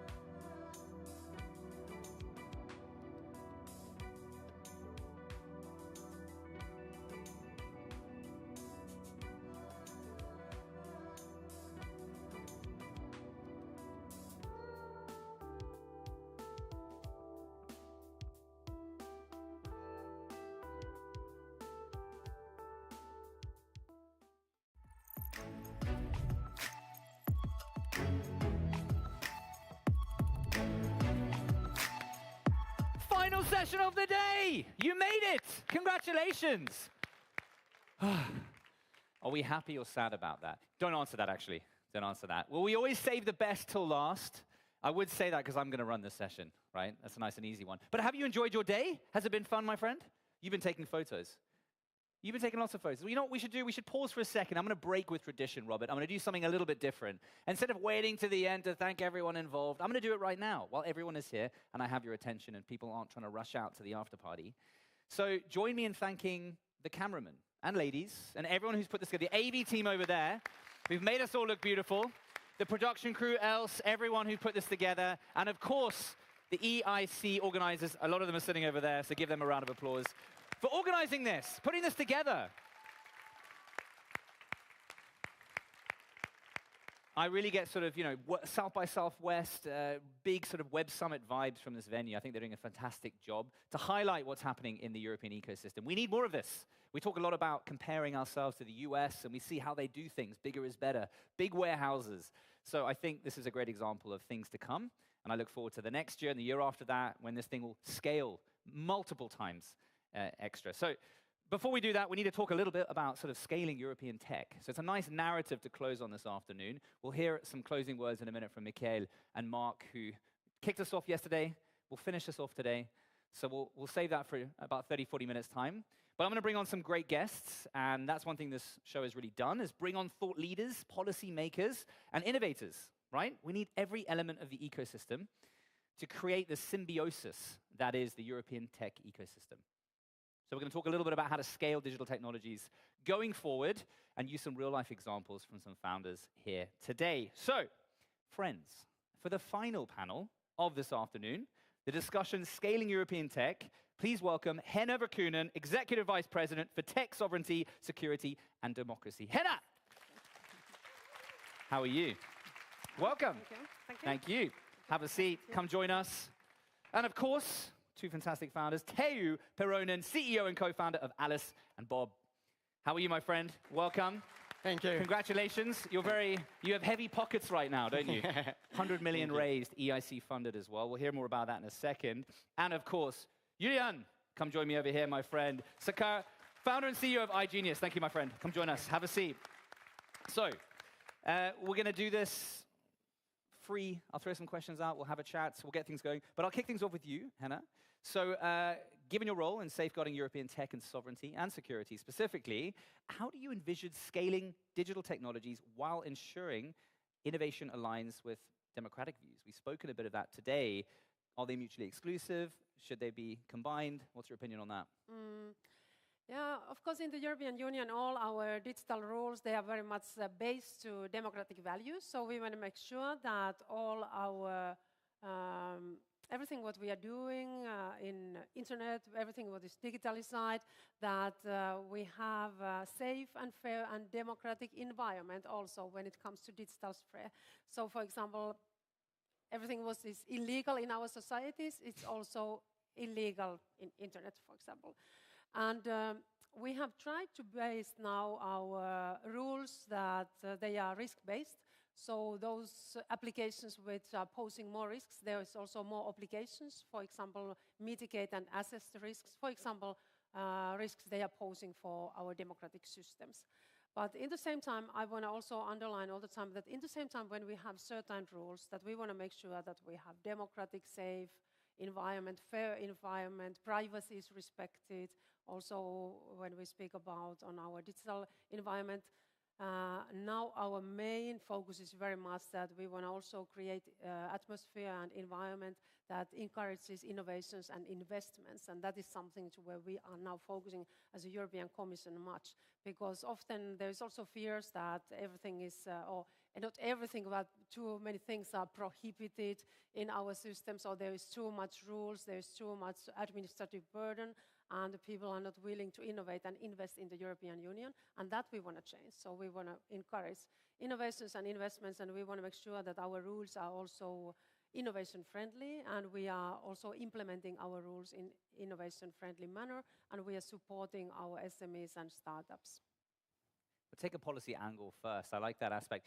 Teo, your business, I alluded to what you're up to at the moment. Tell us a little about the fundraise that's happened. Enlighten those who don't know about Alice and Bob. And I'm curious to know your opinion on what are some of the key strategies and elements that policy can combine to support other European tech companies to scale and grow? It's kind of a tough one because, entrepreneurship,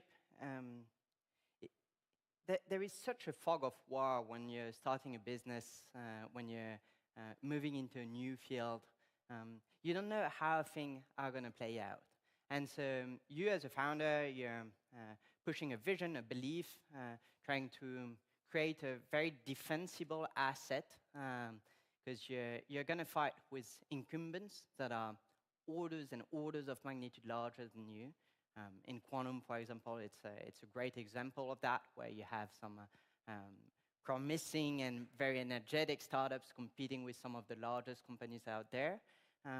And so already as a founder, it's challenging to pick the right strategy, understand what are the key levers you're going to leverage to create this defensible asset. Now, as a policymaker, the job, I guess, is even tougher because now you're trying to support this emerging industry within this fog of war while not completely grasping what are those levers the founders want to exploit. And so doing this the European way is much more tricky than in the US. They tend to deregulate a lot. This does not necessarily correspond to the way we think of things here in Europe. That doesn't mean that there isn't a solution. I think the spirit in which policy should be made when it comes to startup is to encourage the market, the startup market, to be as ruthless as possible. Companies must die much faster so that we recycle talents, we recycle funding, and we concentrate energy, resources, all into a few players, few winning players that will scale and scale much beyond Europe.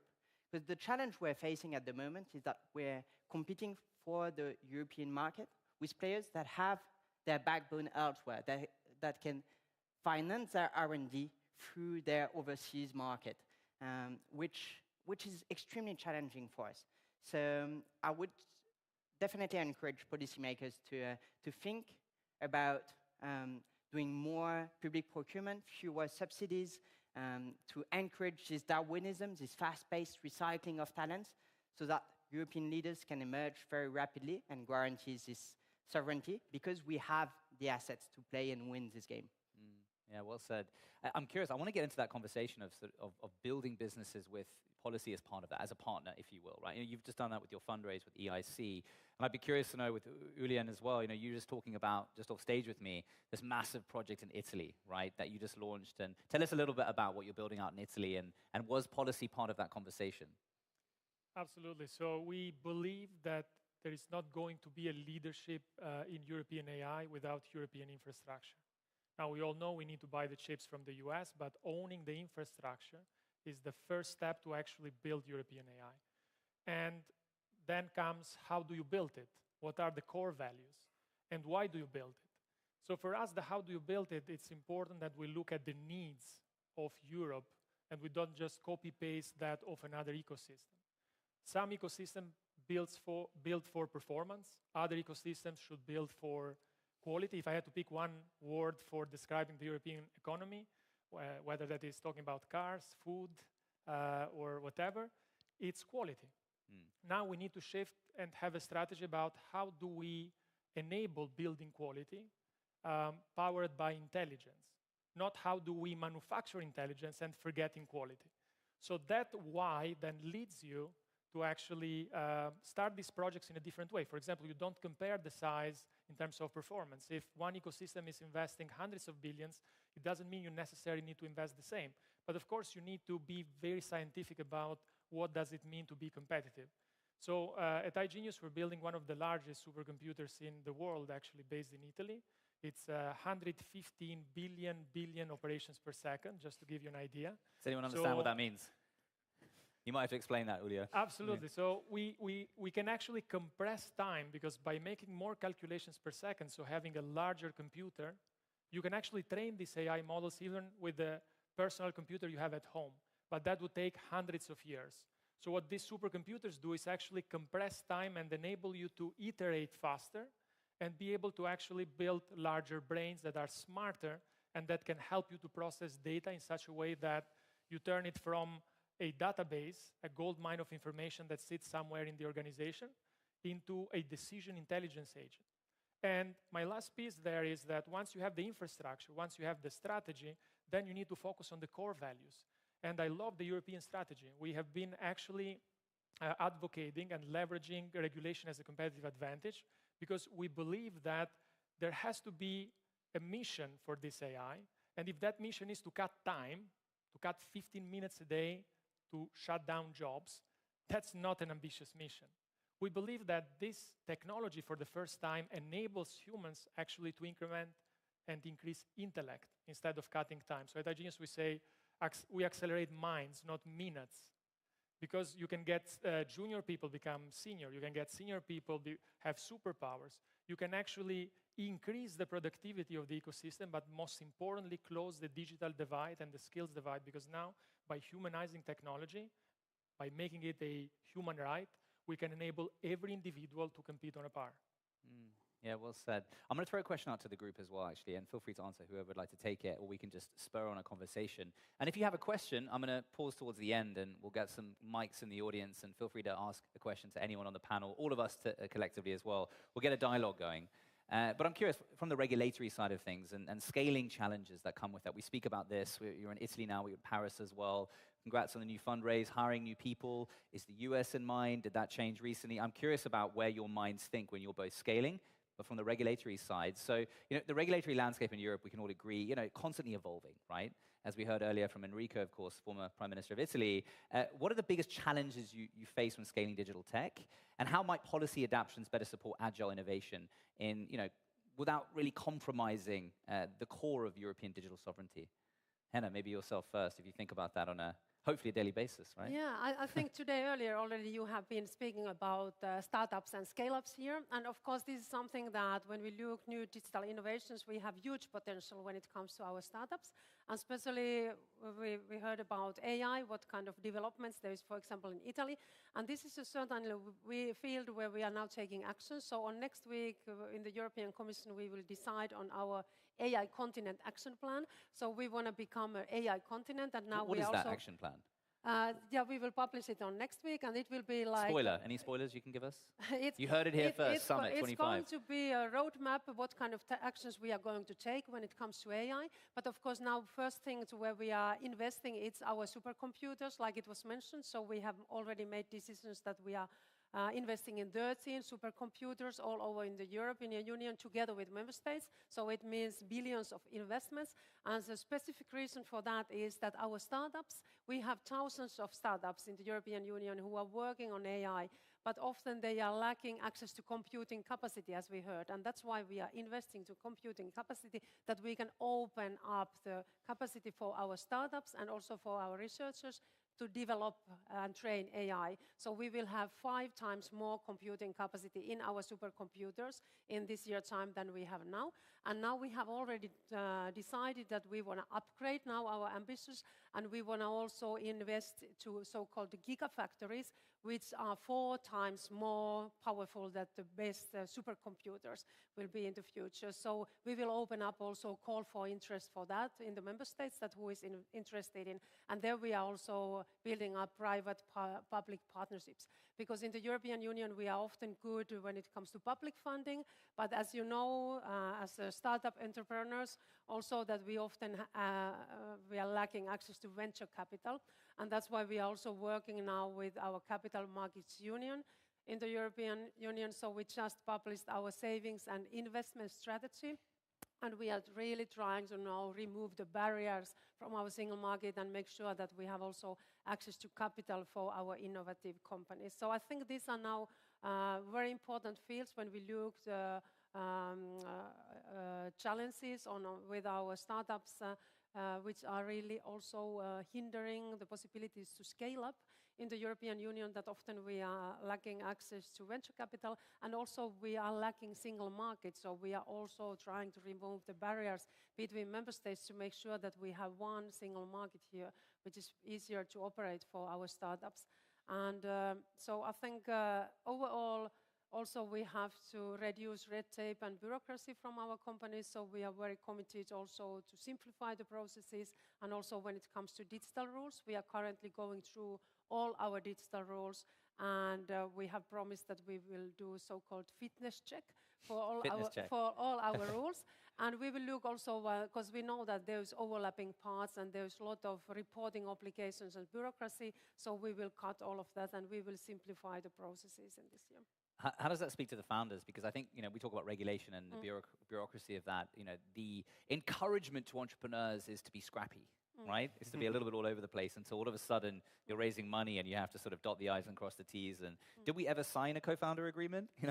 Are our shares actually given? Do we even own the parts of our company we think we are? But I'm curious for you gentlemen as well, right? Ulian, I know you, 2016 the business was founded, right? Correct. And what was it? Isn't OpenAI was founded around the same time? Same month. Same month even, yes. Okay. When they say Europe didn't have the strategy, we were building a company that was actually focused on advanced conversational AI. OpenAI even started with a much broader search. So if you look at our first tweets, now you can call them X, actually we're talking about AGI and all of these topics back then. Fantastic. How part of the conversation was staying in Europe, being in Europe at that time for you as a business, right? How far ahead were you looking? Did you feel comfortable then staying, or has it evolved to fit for you? So I was working at Apple prior to iGenius in Silicon Valley, and I decided to come back to Europe because what I noticed with the adoption of Siri and technology becoming more human, people talking to machines, is that this is going to be a digital renaissance. And when you think of renaissance, worldwide, but if you think of renaissance, which continent better than Europe can lead a renaissance? Of course, if you talk from an experience perspective, right? So that was the first vision that we had, is we believe this is going to be more transformational than the printed press revolution more than 500 years ago. So our first roadmap was a 20 years roadmap. When we started in 2016, we sold our investors a 20-year long roadmap. That was a good decision because we were able to select the right ones. And we said, this is going to take time. And just to give you an idea, since we started back then, the computing power has been growing by 1,000 times. So every 3 years, we needed to reinvent the technology because more compute power meant that you could do things that you haven't imagined before. So one thing for us, when we think going worldwide, we see ourselves as a European unicorn with global ambitions. But we believe actually that in the longer term, Europe will be a better home to AI startups. I think the AI Factory is going to change that narrative already next year. If you look at tier 1 VCs in the Valley right now, they're actually funding their companies with compute. For example, A16Z, they're pitching this very hardly right now. They're saying, we're not going to give you money. We're going to give you compute because this is what you need to build AI. So you pay for people, you pay for compute, you have an AI company. So for us, it's all about the value proposition. So how do we fit in a global ecosystem, and how do we generate value in a way that is not just about being first or second? So we think Europe should build around the currency of trust instead of the currency of performance. Let's let OpenAI to pay the bills around performance. We think that by building around trust, we can push this idea that AGI is not a model, but it's the world. And we can actually put a piece into that vision and have a composable system while everyone is represented. For us at iGenius, this means building sovereign AI, and we don't see sovereign AI as European AI. Sovereign AI can be sold to US companies as well. Sovereign AI is about an air-gapped AI. Since AI is revolutionizing intellectual property, this is going to be existential for every organization on Earth. Doesn't matter if you are European, Asian, or American. So what we're doing at iGenius is we're reinventing the whole AI application stack. It starts with the foundational models. We now have shipped the largest LLM and most performant LLM in Europe. It's a 355 billion parameter model we launched 2 months ago. It's called Colosseum. On top of that, we have an agents platform, and then we have specialized agents. So by doing that, we have a vertically integrated system that can be fully isolated and that can give control to a government, a bank, or an industrial company to own their AI. We do not see a future where a dozen companies own the world's brain. Because this means that every single piece of information these organizations are producing is being exported to these organizations. So that's not possible, because that would destroy the pillars of modern economy. So this is what we believe Europe should do. And we're doing our own part, of course, by building this sovereign AI system. But we think there is a lot of space into creating the currency of trust around AI. So this value chain is going to be a 10 trillion plus opportunity. And our aim is to build a 1 trillion euro big tech organization out of Europe. That's impressive stuff, I think. And Theo, yourself, 100 million in the bag, still in the bank. Have you spent it yet? Not too fast, I hope. No, working on that. Working on that. But you mentioned that, working on that. So as I understand, just outside Paris, what is your roadmap looking like to maintain, that tech within the EU ecosystem? Or what's keeping you here for now? I say for now. Yeah, the question you're asking is what's defensible in the way we're building a quantum computer. And what I see in many deep tech companies is too much trust in the fact that the initial innovation is some sort of cornered resource because you own the patent and you're secured.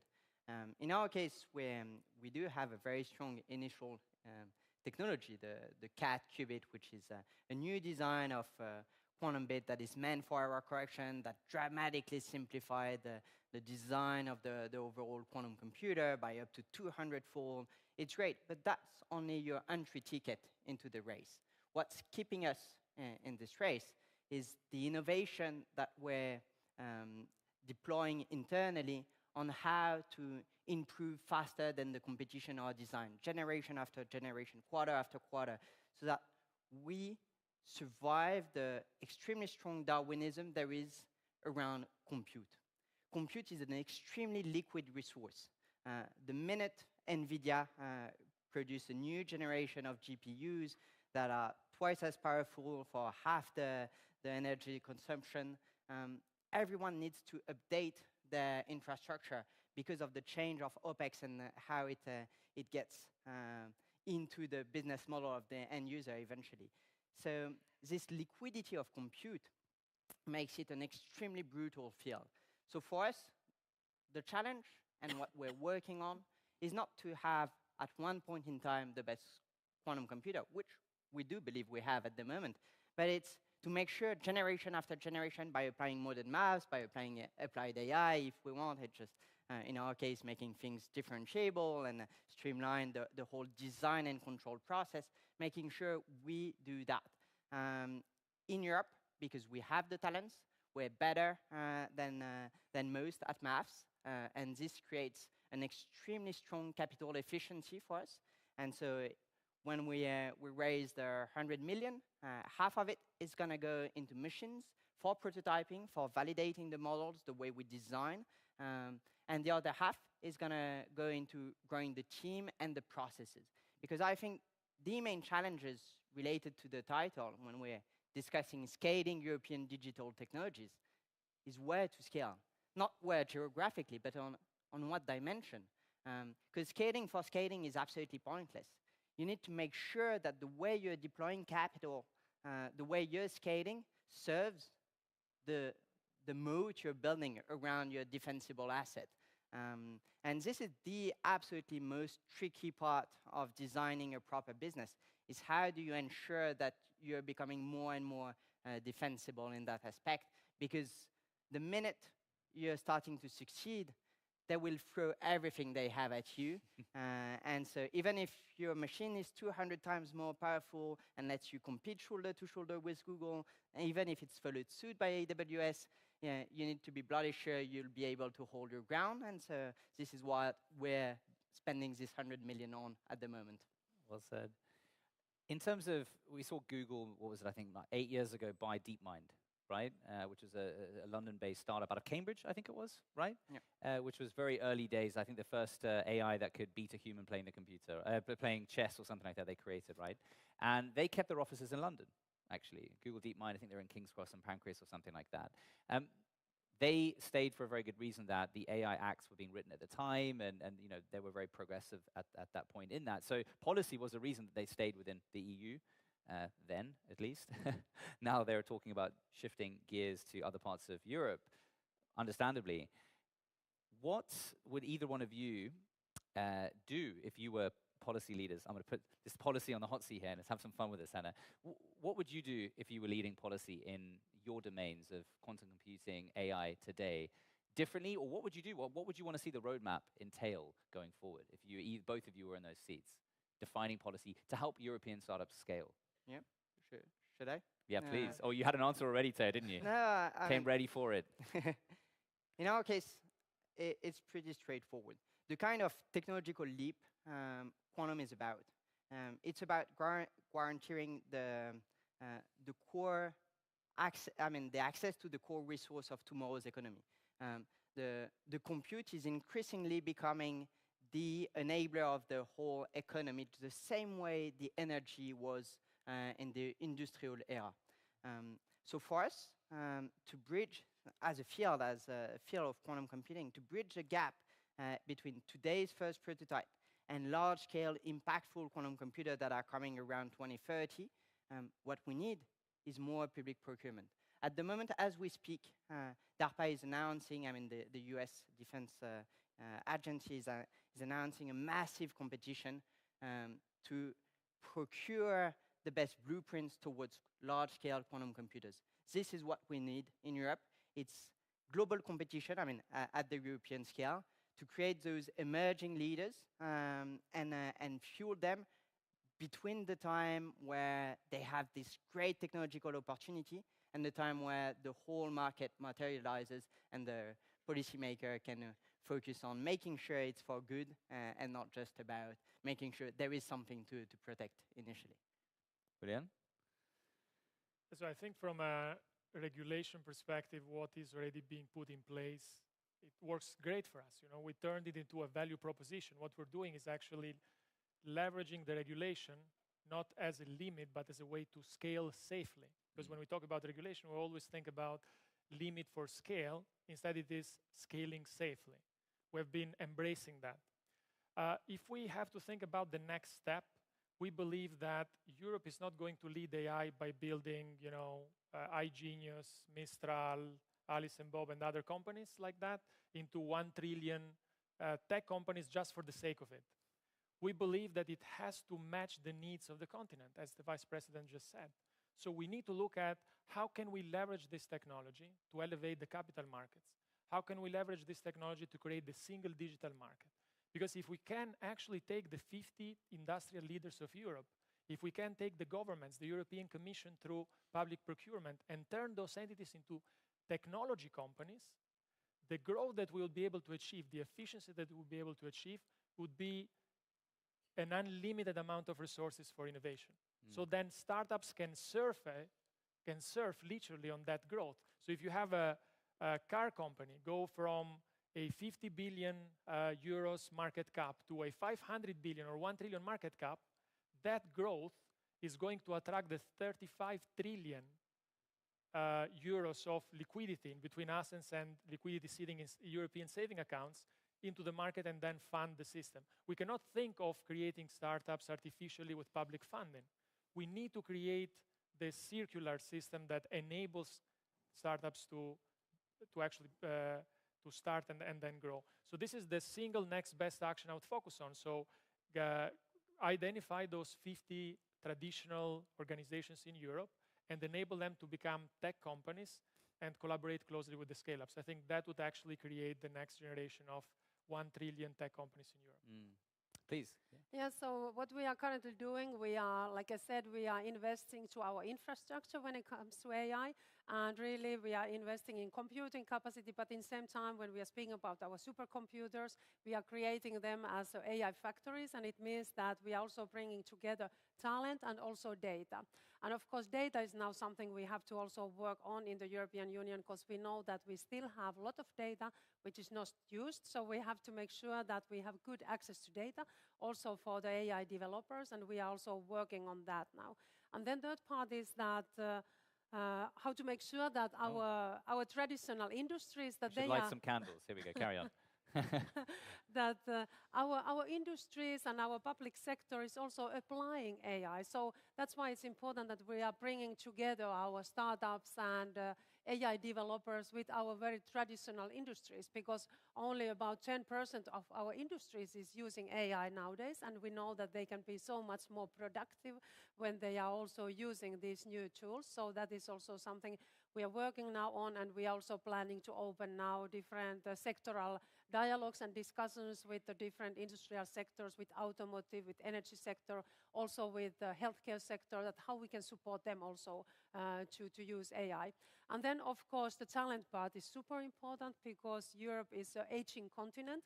And when it comes to ICT sector as a whole, we are lacking very much behind of our targets, how much we should have specialists in this area.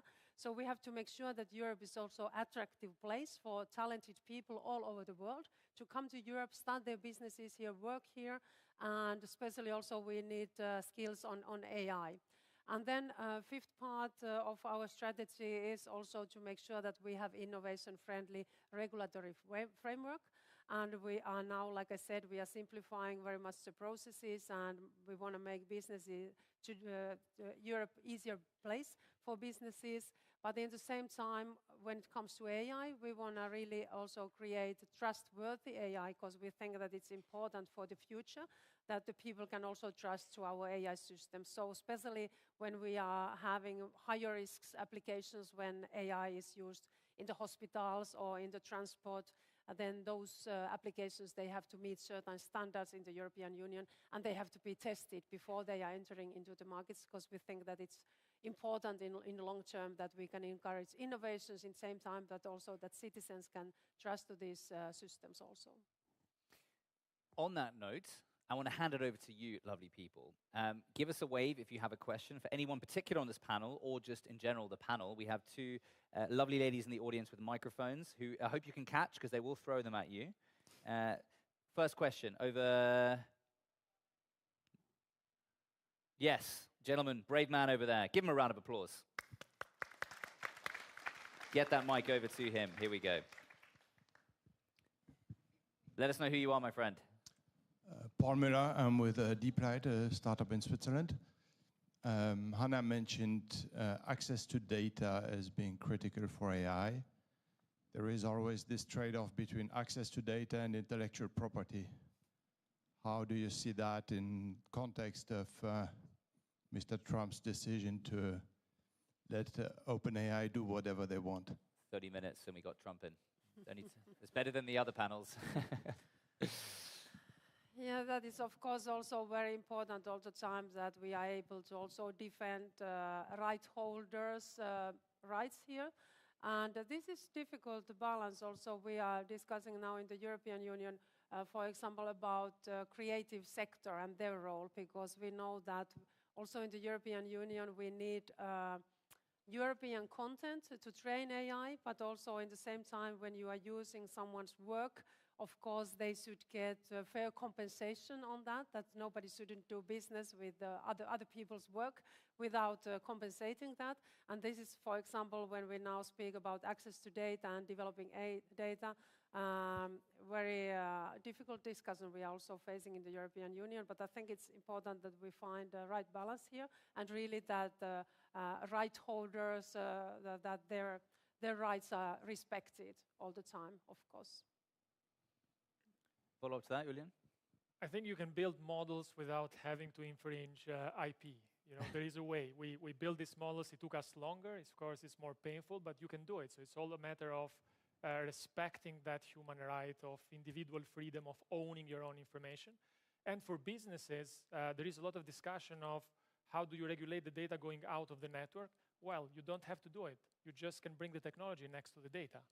You can actually build AI that is owned by the organization. Of course, that doesn't enable then centralized ownership that builds monopolies, which is what some, unfortunately, players are trying to achieve in the market. But if you build responsibly, there is a way to build models by respecting law, and there is a way to bring the AI next to the data and empower organizations to use it with a 100% compliance, because they don't need to change anything. They keep it within their own IT. So they just get the AI, bring it next to the data, and use all the data they have. Okay. Yes, we have one over there. Can we get a mic to that gentleman down there? Feel free to stand up. Tell us who you are. I didn't say you could leave. I'm just kidding. He's got a phone call to make. Get the mic to that chap over there. Fantastic. Awesome. I'm Jorge Gonzalez. I'm the director of TPMED. We are an association. We promote innovation procurement and public procurement. So I have a question regarding, you say that we need more public procurement. So I would like to know more about your frustrations and your recommendations for the European Union to move forward in this topic. You catch the question? Yeah. Bigger, faster, less risk adverse. I mean, the whole point of procurement compared to subsidies is how much leverage on private capital do you get? And what muscles do you force the companies to build and strengthen? Public procurement challenges you on the end goal. You have to meet some requirements, no matter the path. When you're applying for subsidies, you have to convince on the plan, but you're not that much accountable on the results. And so I think it doesn't fuel the right mentality. What is absolutely incredible with procurement is how ruthless it is. You have a tender, you need to tick the boxes, and you need to be there on time and deliver. And this is really what we want for our European companies, tech companies. They need to be able to deliver at the global scale. And so those are the muscles we need to strengthen. The other thing I want is just less lobbying about the tenders, less over-engineering the specs of the machine. Let's just be brutal.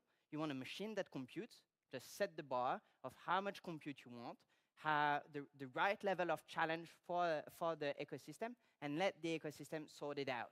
Do not over-engineer the tenders, so that you can execute them very fast. And yeah, maybe 10 or 20% of those tenders will be failures, and you will be challenged on the fact that this is a poor use of capital. And when you think of how venture capitalists operate and think about startup, it's so about the average gain. And so, yeah, sometimes in the rush you make a few mistakes, but this is also how you do not miss the tempo, because the train is only going to come by once for each of those technological waves.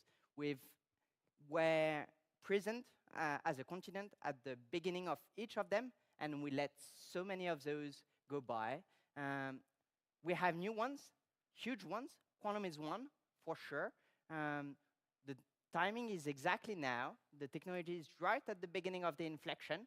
This is now where we need to double down, pick our battles, and go all in. Thank you. Thank you. Question from Isidro over there. Thank you, Matt. Well, the question is to Julian. Isidro Lasso Ballesteros, European Commission, and in the EIC and in the Startup Scale-Up Task Force. And the question is to Julian. We have been having a coffee before. I have said to you how we have got an email, all the Commission offices, to encourage us not to, or to recommend us not to use commercial AI for our work because of confidentiality, etc. At the same time, we talk to the people, and all the industries are using that. That is increasing the efficiency of what they do and how they do it. You have mentioned to me the concept of the air gap and how this allows to somehow isolate the service, the AI models, the data from outside. So in the air around the service, there are no wires getting the data outside. Could you elaborate a bit more on this concept and how this could be useful for organizations like the Commission, and where we could maybe store all the applications we get for the EIC, and we could get intelligence out of these applications for policy making, preventing others to get access to this information? Julian. Thank you, Isidro. William. Thank you. So when we talk about sovereign AI, usually we focus on one thing, and typically that is connected with hype. So sometimes it's compute, other times it's the models. Actually, sovereign AI is achieved when you have a full isolated system.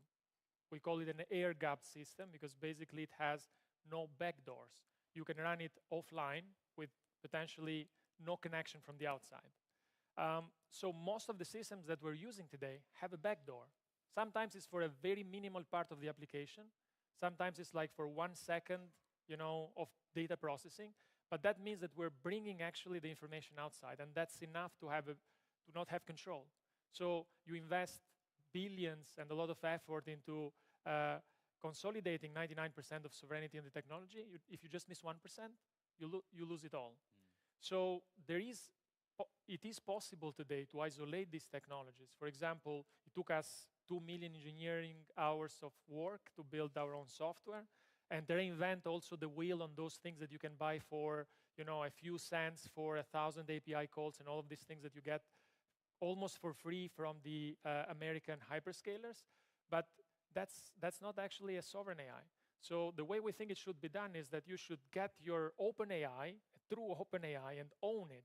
You should fully isolate it. And there are so many European companies that can do it today, but they're not trusted.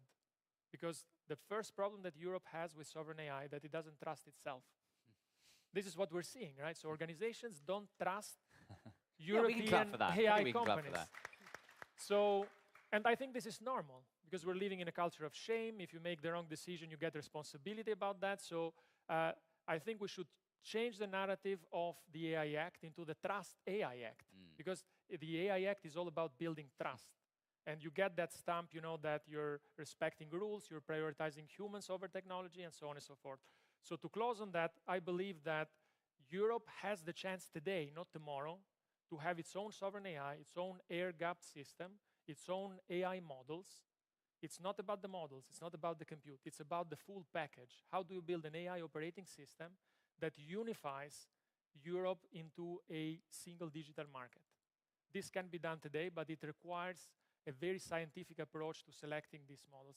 And just to give you an example of how crazy this is in terms of execution today and complex, right? So if you want to sell a model today to the European Commission as a European company, you can do it only through the American hyperscalers. So the only way to be trusted is to be in the catalog of Microsoft, to be in the catalog of Amazon, or to be in the catalog of Google, sometimes Oracle. That is crazy if you think about that. So if we need to actually achieve this goal, which we need, because considering especially the geopolitical context right now, we need to build a European hyperscaler. And the AI factories were the first step. The gigafactories are going to make it possible. And I'm absolutely confident that in 20 years' time, we're not going to have just European AI for the good of Europe, but because the core values behind it are going to be necessary for everyone living in the world, because it will enable people with choice. So this is how I believe an air-gapped system should work, right? Build trust, and Europe can do it. The AI Trust Act. We heard it here first. I think we'll have to wrap it up there. Time is up. Thank you, Julian, Theo, Henna. Go and grab them for a conversation. I think we just started here. Thank you both so much. Come and join us for the wrapping up of all of this. Julian, beautiful. Thank you for that one. Well, that's it. We're not over just yet. Not just yet.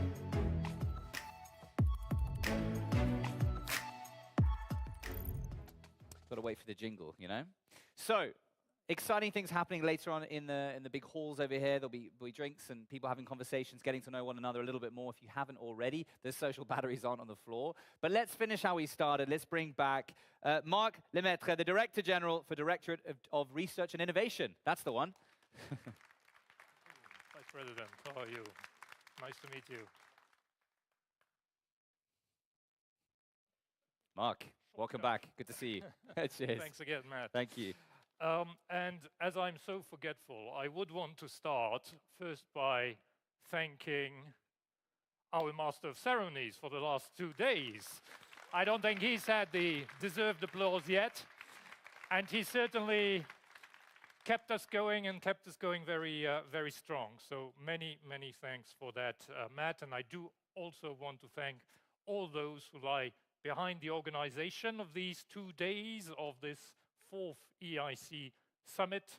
I really think that with the organizers and, of course, with this incredible engagement by all the people here and perhaps those who have already left, we really made it a vibrant collective success. So thank you all very much for that. I would want just to go back perhaps to how today started with an extremely inspiring fire chat.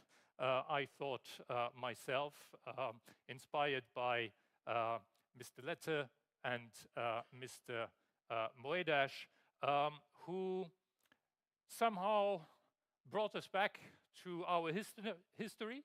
Mr. Lette reminded that when the single market started, back in the mid-80s, Europe was at the center of the world. And he explained why, I think very convincingly. And Mr. Moedas went even a bit further back. Before and during the Second World War, when we saw that the center of science in the world moved from Europe to the United States, and was suggesting that now is perhaps the moment to try and pedal back and to try and become more central again. And I was happy to hear Julian also referring to the Renaissance that we can be very proud of and that we know we are capable of in Europe. And I also smiled at the fact that one of your models, if I understood correctly, was called Colosseum. So I think that is not talking about Europe as a museum, but it is talking about Europe as drawing in its rich past in order to be able to invent and conquer the future. So I'd like to thank you all, because we have really heard what we needed to hear at exactly the right moment. We are in the process of putting together a startup and scale-up strategy. You have heard about it, and we have the pen holders in the room today, and I believe we heard really a lot of things today which will make us reflect much further. There was the plaidoyer of Theo for much more public procurement and perhaps a bit less of granting. And I think that should indeed make us reflect. He emphasized how useful public procurement was because of its ruthlessness. I like that, that depiction. And we also heard, I think, an interesting formula which Julian coined, which was about regulation being there to also serve scaling up safely, which is an interesting notion. Regulation as an enabler, in a way, as providing a safe, stable, predictable environment, as I would interpret it. But then, zooming in also on the EIC specifically, this was exactly the right time to exchange and to hear from those of you who have engaged with the European Innovation Council, who have made your experiences with that, and who certainly have a lot of valuable feedback to provide to us. Also here, this is exactly the right moment for such an exchange, as the European Commission will be proposing what would be the financial tools at European level that would be available beyond 2027, from 2028 and beyond. And we don't need to wait for that. We still have some means also to fine-tune the financial tools that we offer between now and 2028. And here, perhaps just three very generic takeaways from my side. The first one, underpinned, I believe, by the latest EIC impact report, the 2025 edition that was unveiled in the context of this summit. I believe it demonstrates beyond doubt that the EIC is a roaring success, and that we can really trust that we can build on that success.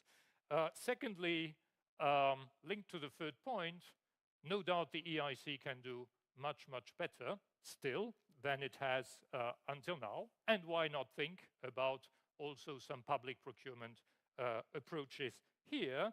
But we will certainly look into specifically the ideas that have been put forward by our advisory body for the EIC. The EIC board and its president is here with me today and was with you, I think, for the 2 days, and he will be able to draw the last conclusions of this summit. The EIC board suggested in particular that we needed still to go further in taking risks, that we needed, unsurprisingly, to simplify the journey of innovators under the various EIC mechanisms, and that we needed, again, very unsurprisingly, I would say, to scale up the EIC fund as such. And rest assured, we will be working very, very hard on all these points. As I said, not just for proposals for 2028 and beyond, but as much as we can already for changing things for the remaining years of our present budgetary period. And the third takeaway I would put forward is that the EIC has to be seen as, yes, a cornerstone, but a cornerstone of a bigger structure. And here again, I would bring us back to former Commissioner Moedas, who gave this metaphor offered by an Italian astronaut, if I remember well, of the innovation system being like a pyramid. And that it's physics, if you want the pyramid to grow taller, you need to widen the base. And this points to a lot of work that we have ahead of us in Europe, still on improving innovation ecosystems across Europe, and also on making of these a comprehensive European innovation ecosystems from which the EIC then indeed could draw the best and brightest ideas. So with this, I really want to thank you all very much again for your presence and your contributions.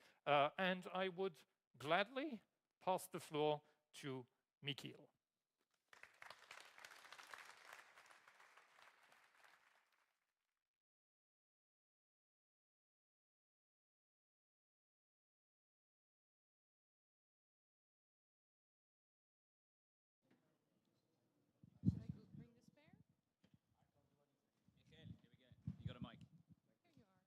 An ecosystem has, let's say, geographies and histories, layers of geology below it that have been there for 1,000 years, and animals that only live one day.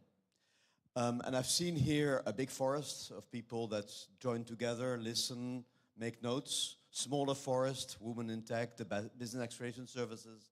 There's a big open field in there where people were mingling. I think if there are 1,500 people, there have been more than 10,000 interactions of people that never met each other. So a lot of, let's say, buzz. And buzz is what the insects do. I feel a bit like a worm being under earth and making connections between people. And so lobbying, I said, I'm lobbying all day. No, I've been lobbied the whole day. And the board members have been lobbied as well. So it was a very vibrant 2 days. Sometimes I think it should be longer because it's only started. But it was very vibrant. It was the 4th year we do this. So next year, please come back. Who's coming back next year? Because next year we have the first 5 years, the first lustrum. In the Netherlands, we also make big parties every 5 years. So let's make a good party next 5 years. But the main thing of a party is to dance together, to learn each other, to share what you can do together, to also discover some mismatches. That's fine. You move to the next one. We have been working in layers these days, so we have a lot of discussions on the future of the EIC. So that's a very strong European competence of thinking already what should we have by 2034. And also we are also thinking of 2050 as an important date. And in the meanwhile, we will disturb a 20% import duties. So there's also a short term. And also, let's say, in the sessions around, there were things of, okay, how do we increase more women in tech? How do we increase, let's say, a better connection between VCs and institutional investors. So there's also a more kind of mid-term thing. And a lot of short-term things where people happy that they were selected for funding end of January, or as you heard, they were one of the STEP beneficiaries that were announced these days. So it's also very short-term. Or people thinking, okay, I'm going to reapply in June or in September and looking for hints of how to improve their proposals. And of course, always in policies, the quality of the policy is in the details. So it's very important for us also as a board, as an advisory board, to get all these signals of what can be improved, and sometimes they can be improved, and sometimes there's much more behind it, and what seems to simplify is maybe a complication. But we need a dialogue on, let's say, how can it be better? One of the wonderful things I feel, as having worked also before with the Commission, there's a huge appetite with the Commission to learn, and that's extremely important. To be humble, to learn, and also we as a board, we are also, let's say, willing to learn and help to learn everyone here, because learning is mainly the purpose of life. The second purpose of life is to have drinks. So first I want to thank everyone who was here, everyone who was visibly helping. Marc also stood for the people who are invisibly helping, so the technicians in the dark, the catering, the cleaning services that, let's say, arrange the sanitary services. So a conference cannot work without people in the dark. So please, thank you for applauding them, and also thank you for applauding the people in the Commission, in the agency, the national contact point, everyone in the ecosystem that basically helps this all to work together. So thank you for that. It's not finished. I said we have always a closure with drinks. That's what Belgium is great for. So please stay with us the next hour to enjoy again and to maybe see and speak to ones you haven't spoken yet.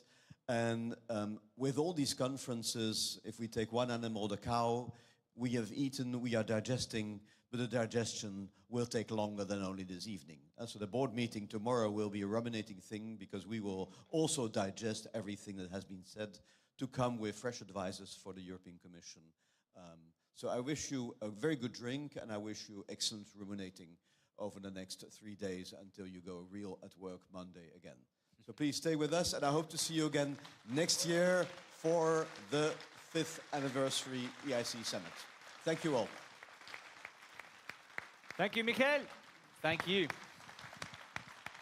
As he said, go and have a drink, get to know someone new if you haven't already. I just want to say a special thanks from me. I've been Matt C. Smith. If you want to follow my journey to the Olympics, give me a follow on whatever social media channel you want to. Thank you.